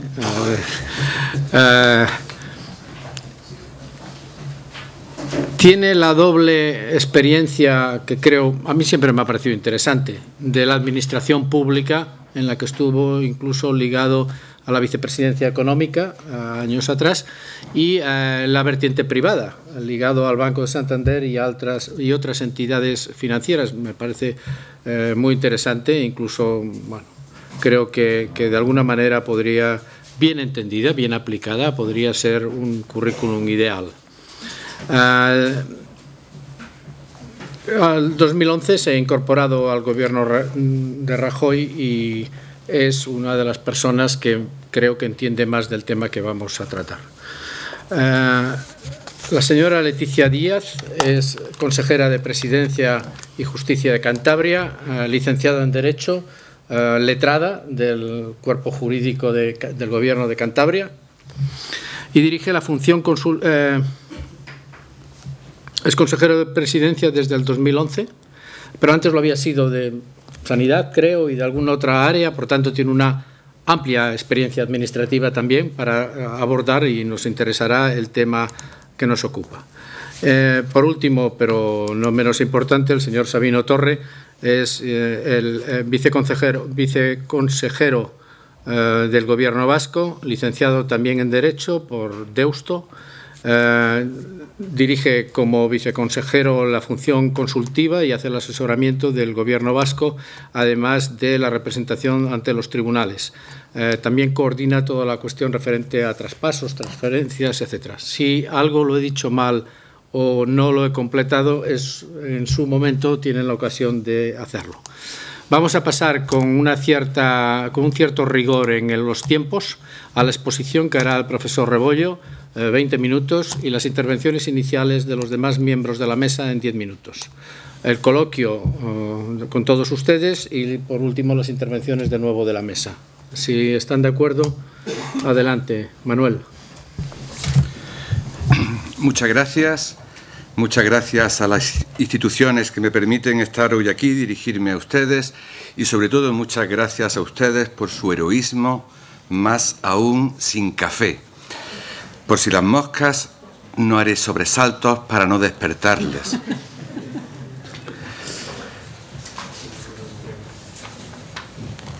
Si acaso me ayudará a mantenerles despierto el interés de la ley. La ley de garantía de la unidad de mercado. Una ley, para empezar, original. Nadie se crea lo que algunos han dicho de que en realidad es una copia de la Directiva de Servicios. En absoluto. Está inspirada en la Directiva de Servicios. Pero si no hay nada más original que nutrirse de otros, si se ha dicho que hasta el león en realidad no es más que cordero asimilado, la ley de garantía de la unidad de mercado es realmente original, aunque se haya nutrido de la Directiva de Servicios, a la que supera en ámbito de aplicación y en la radicalidad de sus soluciones. Es además una ley ingeniosa, intrépida, verdaderamente osada, y es además una ley coherente con su objetivo y coherente de principio a fin en cada uno de sus preceptos. Ahora, lo que no se sabe es si ser intrépida y coherente con su objetivo es bueno o malo, solo digo que lo es. Ya veremos si ser coherente con ese objetivo y si esta osadía es buena o mala. En cualquier caso, su osadía empieza por su punto de partida. Su punto de partida es: el mercado español está fragmentado. Hay quien lo afirma, por ejemplo, el profesor Vicente Álvarez García, que está aquí. Hay quien lo niega, como por ejemplo su maestro, el profesor Santiago Muñoz Machado. Yo no me atrevo a hacer ni una cosa ni otra. Digo que depende de la idea que se tenga de unidad de mercado. Yo hubiese dicho, y lo he dicho alguna vez, pues si estaba fragmentado, yo no me había enterado. Más bien hay disfunciones, algunos problemas. No hay una idea de una unidad de mercado que corresponda a un Estado absolutamente centralista. Pero que el mercado español esté fragmentado, sin negarlo, es una afirmación por lo menos discutible. Y es la base de esta ley, la premisa de esta ley, lo que la justifica. De todas formas, incluso aunque se aceptase esa premisa, sería discutible que la solución tuviese que ser tan radical y que no pudiesen haberse abordado los problemas, las disfunciones, las dificultades concretas a la unidad de mercado mediante leyes sectoriales o soluciones concretas y no, quizás pudiera pensarse, matando moscas a cañonazos. Pero dejemos eso, que sería parte del enjuiciamiento, para el debate. Por ahora, introductoriamente, solo quiero decirle primero que hay que deshacer algunos equívocos. Un equívoco muy extendido es que esta ley sobre todo afecta a la posibilidad de someter actividades privadas a autorizaciones. Bueno, claro que sí, pero es muchísimo más que eso y mucho más importante que eso. Otra idea, otra simplificación, es algo así como que solo afecta a las administraciones. Bueno, sí, algunos de sus preceptos realmente solo pueden tener por destinatario a las administraciones, pero sobre todo afecta a los legisladores autonómicos esencialmente, porque el Estado no va a quedar vinculado por esta ley y sí que va a poder hacer cosas que no respeten esta ley, aunque sea una ley básica, ¿no? Es fundamentalmente el legislador autonómico. No digo que esté bien, no digo que esté mal, pero al menos deshagamos el equívoco de que esta ley simplemente supone un paso más en el repliegue de las autorizaciones, es mucho más que eso, o que simplemente afecta a las administraciones, limita esencialmente a los legisladores autonómicos.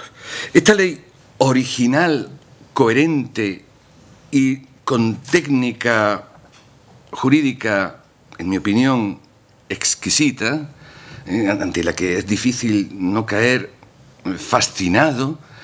Yo estoy atrapado por ella, el roce hace el cariño, ¿no? Y entonces, de tanto leerla, digo, ostras, es que se le ocurrió también esto al legislador, es que el tío no da salida. Bueno, pues esta ley es original desde los mecanismos que establece para su efectividad hasta el artículo primero. Pero en estos 20 minutos, y aún así será imposible, me voy a centrar en lo que son de verdad sus pilares fundamentales, que son el principio, el que llama principio de necesidad y el que llama principio de eficacia nacional. Ahí está la piedra, las dos piedras angulares de la ley. Sobre el principio de necesidad, tal como aquí aparece configurado, que es otro principio distinto del que hasta ahora se aceptaba por el Tribunal Constitucional como principio de proporcionalidad y necesidad de las trabas al mercado, con el principio de necesidad, tal como se consagra en el artículo 5, hay una restricción severísima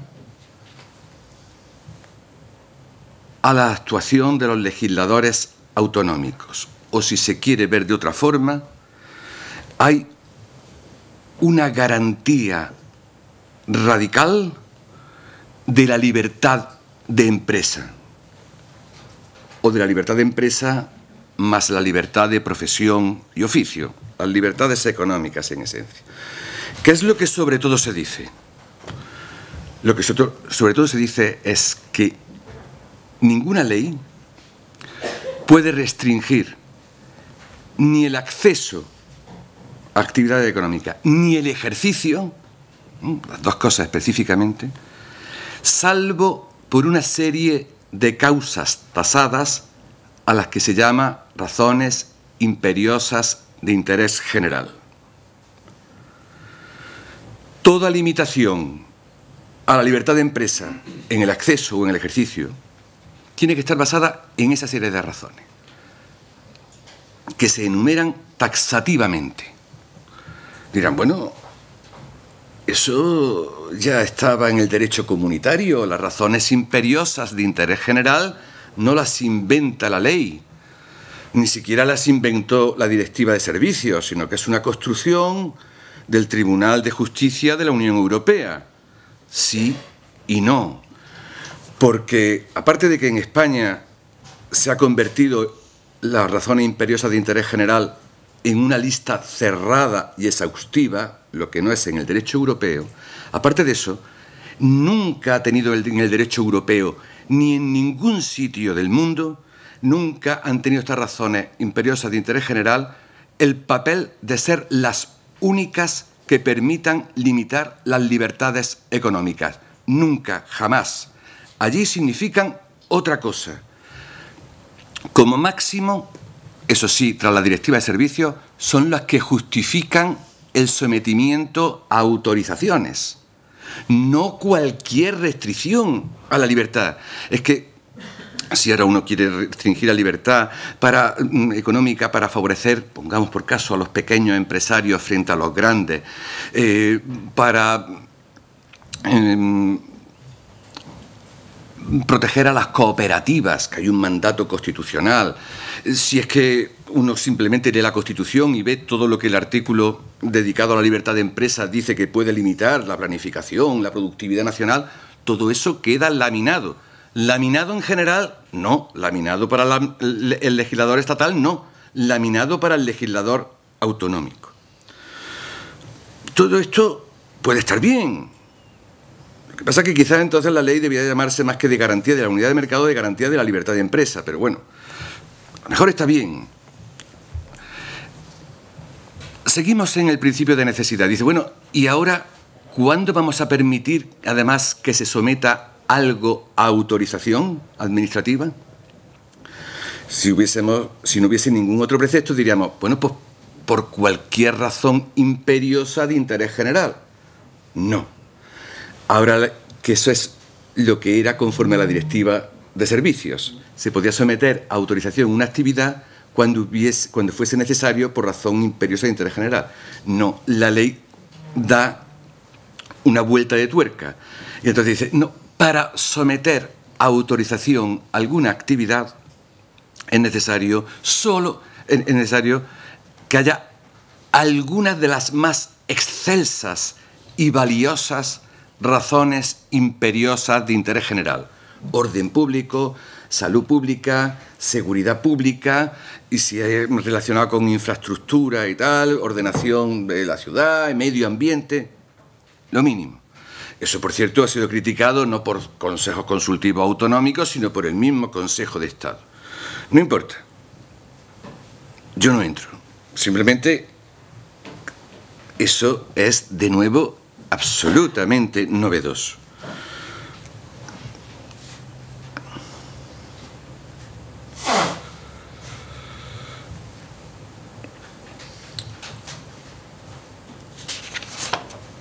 Bien.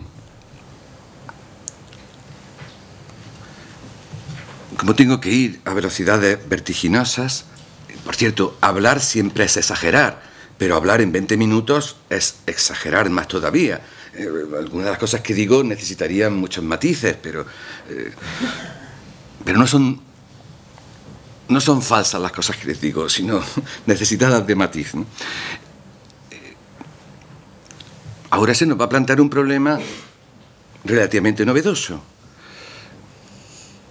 ya era tradicional que había que decidir a ciertos efectos cuando estábamos ante una razón imperiosa de interés general. Por ejemplo, una de ellas es la protección de la lealtad en las transacciones comerciales. ¿Cuándo habrá eso y cuándo no? La protección de la seguridad social. ¿Cuándo lo habrá y cuándo no? Ahora es mucho más, porque esas razones imperiosas tienen un papel más importante. Pero sobre todo es importante el significado de esas tan poquitas que permiten someter una actividad a autorización. Y allí nos encontramos con conceptos como el orden público. ¿Qué será el orden público?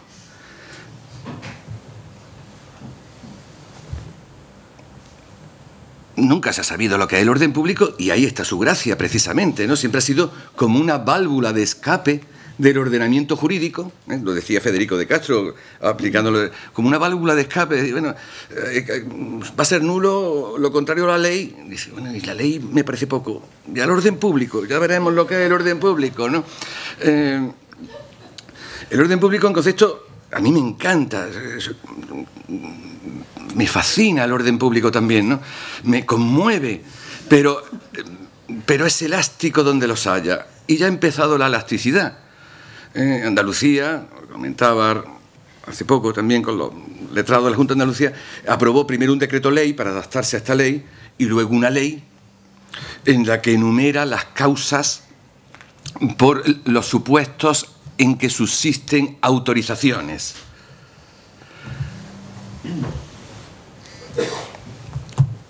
Pese a la ley, le salen 130 supuestos. Y como ahora hay que explicar por qué mantiene uno las autorizaciones, va poniendo en una lista cuál es el motivo de la autorización. De las 130, 65 son por orden público. Hombre, ahí están los hipódromos y tal. Bueno, el orden público, pues no sé, los hipódromos, sí, no digo yo que no. Las cajas de ahorro, cosas de caja de ahorro, orden público, pues tampoco está mal, porque en la exposición de motivos de la ley esta se dice que en el orden público entra, bueno, el sistema financiero y tal, ¿no? El orden público es casi todo en la vida. De pronto aparece en esa norma andaluza que también se mantiene la autorización por orden público para la enseñanza bilingüe en centros privados. Digo, ya tiene que hablar mal alguien para que aquello sea un problema de orden público, ¿no? Pero en fin, yo no puedo menos que recordar que en los años 70, el profesor Lorenzo Martín Retortillo escribió un libro que se llamaba, un libro progre en aquel momento, contra el orden público. El orden público pues sonaba al Tribunal de Orden Público, la ley de orden público, en fin, la vida que les voy a contar. Y entonces escribió un libro que se llamaba La cláusula de orden público como límite impreciso y creciente al ejercicio de los derechos. Se quejaba de que un cura daba una homilía y lo sancionaban porque vulneraba el orden público. Pues podemos superar aquel récord, porque el orden público puede convertirse de nuevo en un concepto que justifique el sometimiento a autorización de las cosas más variadas. No digo que esté mal, pero rarito es. El otro gran principio del que quería hablarle, que se ha destacado más, es el principio de eficacia nacional. Suena bien, y está bien, ¿eh? Eficacia nacional. A las comunidades autónomas les debe de sonar hasta bien. Es decir, comunidad autónoma, lo que tú hagas ya no tiene solo eficacia en tu territorio, tiene eficacia en toda España. Soy importantísimo. En efecto, es usted importantísimo. Usted decide. Hasta ahora yo mandaba en La Rioja. Pues no, ahora mando en La Rioja y mando en toda España. Yo le explico. Primero, eficacia nacional de las normas. Y luego, eficacia nacional de los actos habilitantes, autorizaciones y equivalentes. Eficacia nacional de las normas, en definitiva, consiste en si un operador cumple la normativa de una comunidad autónoma en la que está establecido, puede empezar a operar en cualquier comunidad autónoma y a vender sus productos en cualquier comunidad autónoma sin límite alguno, sin constricción alguna, aunque no cumpla las normas de la comunidad autónoma de destino.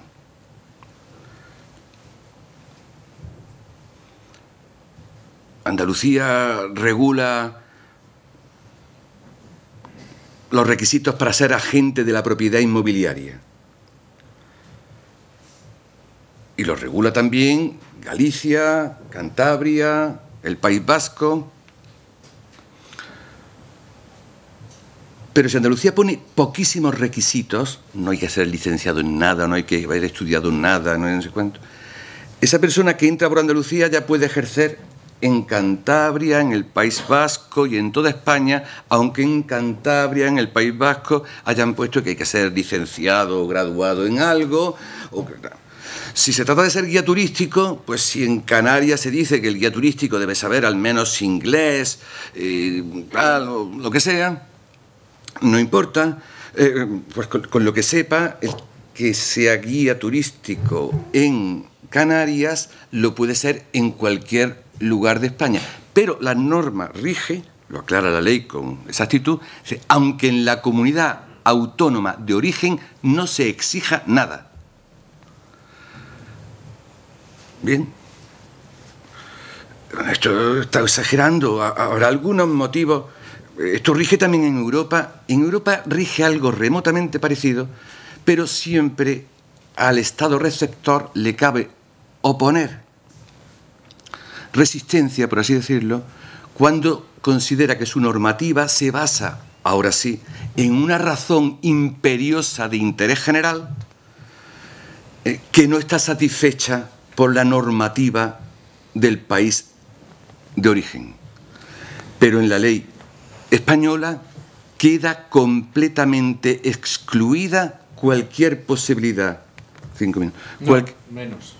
No, eso es... Sí. Bueno, no voy a discutir porque la autoridad es la autoridad y yo me debo a ella.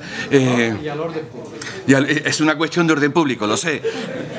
Lo sé. Es una razón imperiosa de interés general. Pierdan los 2 minutos.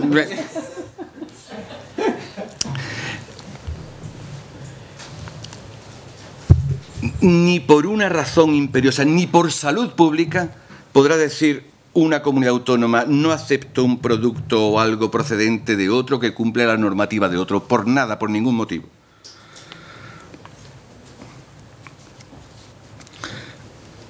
Eso, a su vez, se aplica también a los controles previos. Y se ha dicho, para simplificar, se establece en España el sistema, la prohibición de la doble autorización. O dicho en otra terminología, se consagra el principio de licencia única. No tengo tiempo de explicarles mucho más, como habrán notado, pero sí de decirles que eso no es del todo verdad, que es mucho más que eso. Lo que queda prohibido es que la autoridad de destino exija ningún control. Si no, por tanto, incluso la primera autorización, si viene sin ninguna autorización de la comunidad de origen, en la de destino tampoco pueden pedirle nada. Ni siquiera que avise de que hay un nuevo operador. Nada, porque repite la ley hasta 3 veces sin ningún trámite adicional. Muy bien. Eso quiere decir que he terminado, ¿no? Muy bien, sí. Pues ya lo ven, sin ningún trámite adicional. Muchas gracias. Muy bien, muchísimas gracias, profesor Rebollo. Tu falta de tiempo es la garantía de las intervenciones del público. Ya, pero a mí el público me da igual. Pero a este moderador no. Tiene la palabra el subsecretario don Jaime Pérez Renovales. Sí, yo visto lo visto no me voy a extender en el capítulo agradecimientos, nada más que gracias Eliseo por invitarme a participar en esta mesa. Bueno, yo voy a comentar efectivamente algo de lo que conozco de la elaboración de la Ley de Unidad de Mercado y además sí que quiero ahondar en el agradecimiento de poder estar aquí delante de todos ustedes y compartiendo la mesa con el profesor Rebollo y con representantes de comunidades autónomas, pues es una oportunidad muy buena para discutir sobre estos temas. Iba a hablar de la Ley de Unidad de Mercado y iba a hablar también un poco de mi libro en relación con la futura Ley de Procedimiento Administrativo, porque creo que tiene alguna incidencia importante en el porqué de la necesidad de una ley de garantía de la unidad de mercado.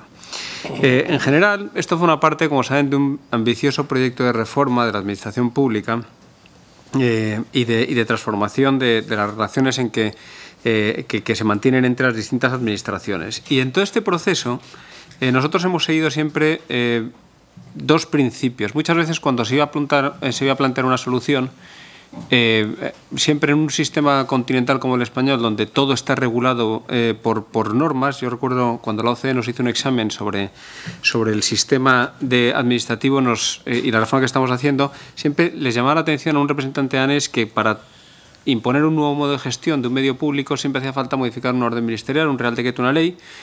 Y efectivamente esto es así. Entonces, tenemos un sistema en el que está todo normado. Entonces, nosotros muchas veces cuando planteamos una medida de reforma administrativa, se nos planteaban obstáculos de este tipo. No, es que esto no se puede hacer porque la orden ministerial dice esto, el real decreto ley dice esto o la ley dice esto. Y siempre lo solucionamos diciendo, de acuerdo, si tuvieses que empezar desde cero, ¿cómo organizarías tú esta materia? Y esa respuesta es muchas veces la que se ha traducido como recomendación o medida de reforma en el proyecto de la Comisión de Reforma para la Administración Pública. Y esto además exige un punto de audacia para preservar el fin absoluto que teníamos en la reforma administrativa, que es lo que fuese mejor para los ciudadanos y para las empresas. Antes comentaba que, antes de empezar esta ponencia, que hemos visto informes sobre duplicidades de distintas administraciones, no solo la Administración General del Estado, sino de comunidades autónomas. Y el principal punto de discrepancia es que muchas veces se decía, aquí se trata no solo de buscar lo más eficiente, sino también lo que sea más conforme con el autogobierno de la comunidad. Bueno, ahí hay un punto de discrepancia. Nosotros siempre perseguíamos lo que era mejor para los ciudadanos. Y de hecho, esto se plantea, y luego me mencionaré algo de esto en relación con la competencia regulatoria que se puede producir entre distintas administraciones públicas. Bueno, entrando ya en la Ley de Unidad de Mercado, plantear el profesor Rebollo algo acerca de la necesidad. ¿Estaba fragmentado el mercado español? Es decir, ¿realmente hay un problema de fragmentación del mercado español que justifique la aprobación de una ley como esta? La respuesta es sí, pero no porque lo diga yo desde la Administración, sino que me remito a algo que deberíamos ver más a menudo cuando se aprueban proyectos normativos, que es lo que piensan los destinatarios y los afectados por la normativa vigente. Yo invito a cualquiera de los asistentes a que lea los informes de la COE y otras organizaciones empresariales, donde exponen más de 200 causas de fragmentación del mercado español, supuestos en que una misma actividad se somete a distintas autorizaciones exigiendo distintos requisitos en diferentes comunidades autónomas. Casos anecdóticos. Por ejemplo, un transporte de mercancías peligrosas tiene un horario de circulación distinto en la comunidad autónoma A y la B, de manera que cuando llega al límite debería parar el camión porque es susceptible de ser sancionado. Insisto, más de 200 ejemplos de este tipo son los que reflejaban la fragmentación del mercado español y, por tanto, justificaban la necesidad de aprobar una norma como esta. Ojo, sin discutir, y no entro ahí en la bondad mayor o menor de la normativa autonómica o local. Simplemente pongo de manifiesto que efectivamente existe una regulación diferente de una misma actividad en distintas partes del territorio nacional y por eso se justificaba la necesidad de esta ley. Bueno, esto precisamente lo que refleja es un defecto que tenemos en España, y lo reconozco abiertamente, que es relativo al procedimiento de elaboración de normas. Y es aquí donde entro a hablar de mi libro. ¿Cómo abordamos este tema en la futura Ley de Procedimiento Administrativo, cuyo anteproyecto ya ha sido revisado por el Consejo de Ministros y que próximamente se remitirá como proyecto de ley al Congreso de los Diputados y a esta Cámara? ¿En qué consisten las novedades de este proceso de elaboración de normas? Pues, en primer lugar, queremos que cada administración pública elabore un plan anual normativo que anuncie a los futuros destinatarios, a los ciudadanos y a las empresas, cuáles son las normas que va a aprobar en el ejercicio siguiente. En segundo lugar, hoy en día, como saben, un texto de una norma se somete a información pública y en ese trámite se recogen las sugerencias de los futuros destinatarios. Pero ya es difícil, en virtud de esos comentarios, darle la vuelta como un calcetín al proyecto sobre el que se está trabajando. ¿Qué queremos hacer? Seguir la práctica que se hace, por ejemplo, en la Unión Europea. Si alguien quiere, por ejemplo, regular la información que se da a los clientes de servicios financieros, que se abra previamente a la elaboración del primer borrador una consulta donde se pueda opinar sobre las materias sobre las que yo necesito que me informen, con qué periodicidad, en qué formato, con qué consecuencias, y ya con esa información se elabore el primer texto. En tercer lugar, hay que establecer un control desde fuera de los departamentos ministeriales, y esto ya propio de la Administración General del Estado, sobre la calidad de las normas, sobre la congruencia con otras partes de ordenamiento, la congruencia con iniciativas que estén en tramitación parlamentaria, para asegurar que no se producen sucesivas modificaciones de normas que perjudiquen efectivamente la seguridad jurídica. Y luego, por último, hay que establecer una evaluación ex post. Es decir, una vez que se apruebe la ley o un reglamento, lo que hay que analizar es que si efectivamente se han conseguido los objetivos que se persiguen en la aprobación de esa norma. Si las cargas administrativas que se han impuesto están justificadas para la consecución de esos objetivos, si son más caras de cumplir de lo que se pensaba. Bien, si todo este esquema hubiese existido desde hace tiempo y a nivel de todas las administraciones, probablemente esa fragmentación a la que hacía antes alusión, y por eso quería tratar este tema, no habría sido tan intensa y no se habría justificado tanto la necesidad de una norma como esta. Bueno, decía el profesor Rebollo que efectivamente yo estoy de acuerdo en que esto no implica una recentralización de competencias, sino una extralimitación, la Ley de Garantía de Unidad de Mercado, de la eficacia territorial de las autorizaciones que se pueden dar por una administración autonómica. Y aquí lo que hago una llamada, yo creo que hay más paralelismos, ya le comentaré alguno, con la Unión Europea. Lo que hago una llamada es a la atención de por qué ponemos el grito en el cielo por hacer algo en España que nos parece muy bien que se haga a nivel comunitario. Es decir, para los que no estén familiarizados con la normativa del pasaporte comunitario, un banco constituido en Holanda puede empezar a desempeñar su actividad en España sin ningún tipo de autorización, con una simple comunicación entre supervisores. Algo tan sensible como la actividad financiera. Yo recuerdo cuando estábamos trabajando en la Ley de Unidad de Mercado, se trató un problema acerca de las etiquetas, de la información que se da en los productos, una vez que son autorizados en una comunidad autónoma, pueden circular por todo el territorio nacional. Y acerca de la lengua, me enteré, que yo no lo sabía, que los productos agroalimentarios es un reglamento comunitario el que impone que, con que estén etiquetados en la lengua oficial del Estado, ya pueden circular sin que se exija el doble etiquetado en otra lengua adicional. Y yo no recuerdo una polémica intensa cuando se aprobó ese reglamento comunitario. Del mismo modo que no recuerdo una polémica cuando se aprobó el pasaporte comunitario para las entidades financieras o de seguros o de otra naturaleza. Entonces, ¿por qué lo que nos parece bien a nivel comunitario genera mucha controversia, polémica, cuando lo queremos implantar dentro del territorio nacional? Acerca de las razones o la limitación de las razones de empresas de interés general que pueden justificar la imposición de autorizaciones por parte de las comunidades autónomas. Yo ahí discrepo con el profesor Rebollo, aunque puede que no demasiado, porque él efectivamente viene a distinguir a veces entre las limitaciones a una actividad y las condiciones que regulan el ejercicio de esa actividad. Y yo creo que es ahí donde está el margen de actuación. Y voy a seguir con el mismo ejemplo de antes. Pongamos un banco constituido en Holanda, que viene a trabajar a España, al que, insisto, no se le puede exigir ninguna autorización por venir a trabajar en territorio nacional. ¿Quiere decir que no podemos aplicar la normativa española para nada que regule su actividad? Intereses como los que a veces se citan, por ejemplo, la protección de los discapacitados. ¿Es que no puede la normativa española exigir a una entidad bancaria holandesa que viene a España a que los locales tengan determinadas características físicas que protegen unos intereses cuya tutela está encomendada al legislador nacional? Por supuesto que sí. Entonces, hay que distinguir lo que son actuaciones administrativas que limitan una actividad y que la pueden someter a autorización o una declaración responsable, y aquellas que regulan las condiciones en las que se desempeña esta actividad, como ocurre en el ámbito comunitario. Y es por esta segunda vía por donde se salvaguardan competencias autonómicas que tienen reconocidas en la Constitución y que pueden disciplinar las condiciones en que se ejercitan determinadas actividades económicas.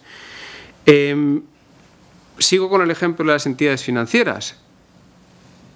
Los bancos que se constituyen en un país europeo y que pueden desempeñar su actividad en otro, restringían ese pasaporte comunitario y, por tanto, el reconocimiento de esa legalidad exterior a las normas que regulaban la Constitución. Es decir, si una entidad tenía sistemas de control adecuados, sistemas de control de riesgos, sistemas informáticos, un modelo de gobierno adecuado, con experiencia, con capacidad. Y anteriormente se decía que la parte de información sobre los productos a los consumidores era competencia del legislador nacional. De manera que si la Comisión Nacional de Mercado de Valores o el Banco de España quería exigir a la sucursal holandesa de un banco que informase más intensamente a sus clientes de lo que lo hacía la central y las sucursales que estaban en el país de origen, era perfectamente lícito. A veces se da un paso más allá, que es, bien, vamos a unificar la normativa que regula también la información a los clientes, que fue lo que se hizo en este caso con la directiva MiFID. Y entonces ya todos los Estados tienen que lograr suministrar la misma información a los clientes de todas las entidades financieras, de manera que esa parte también esté uniformizada en todo el territorio europeo. Y es aquí a donde ya concluyo.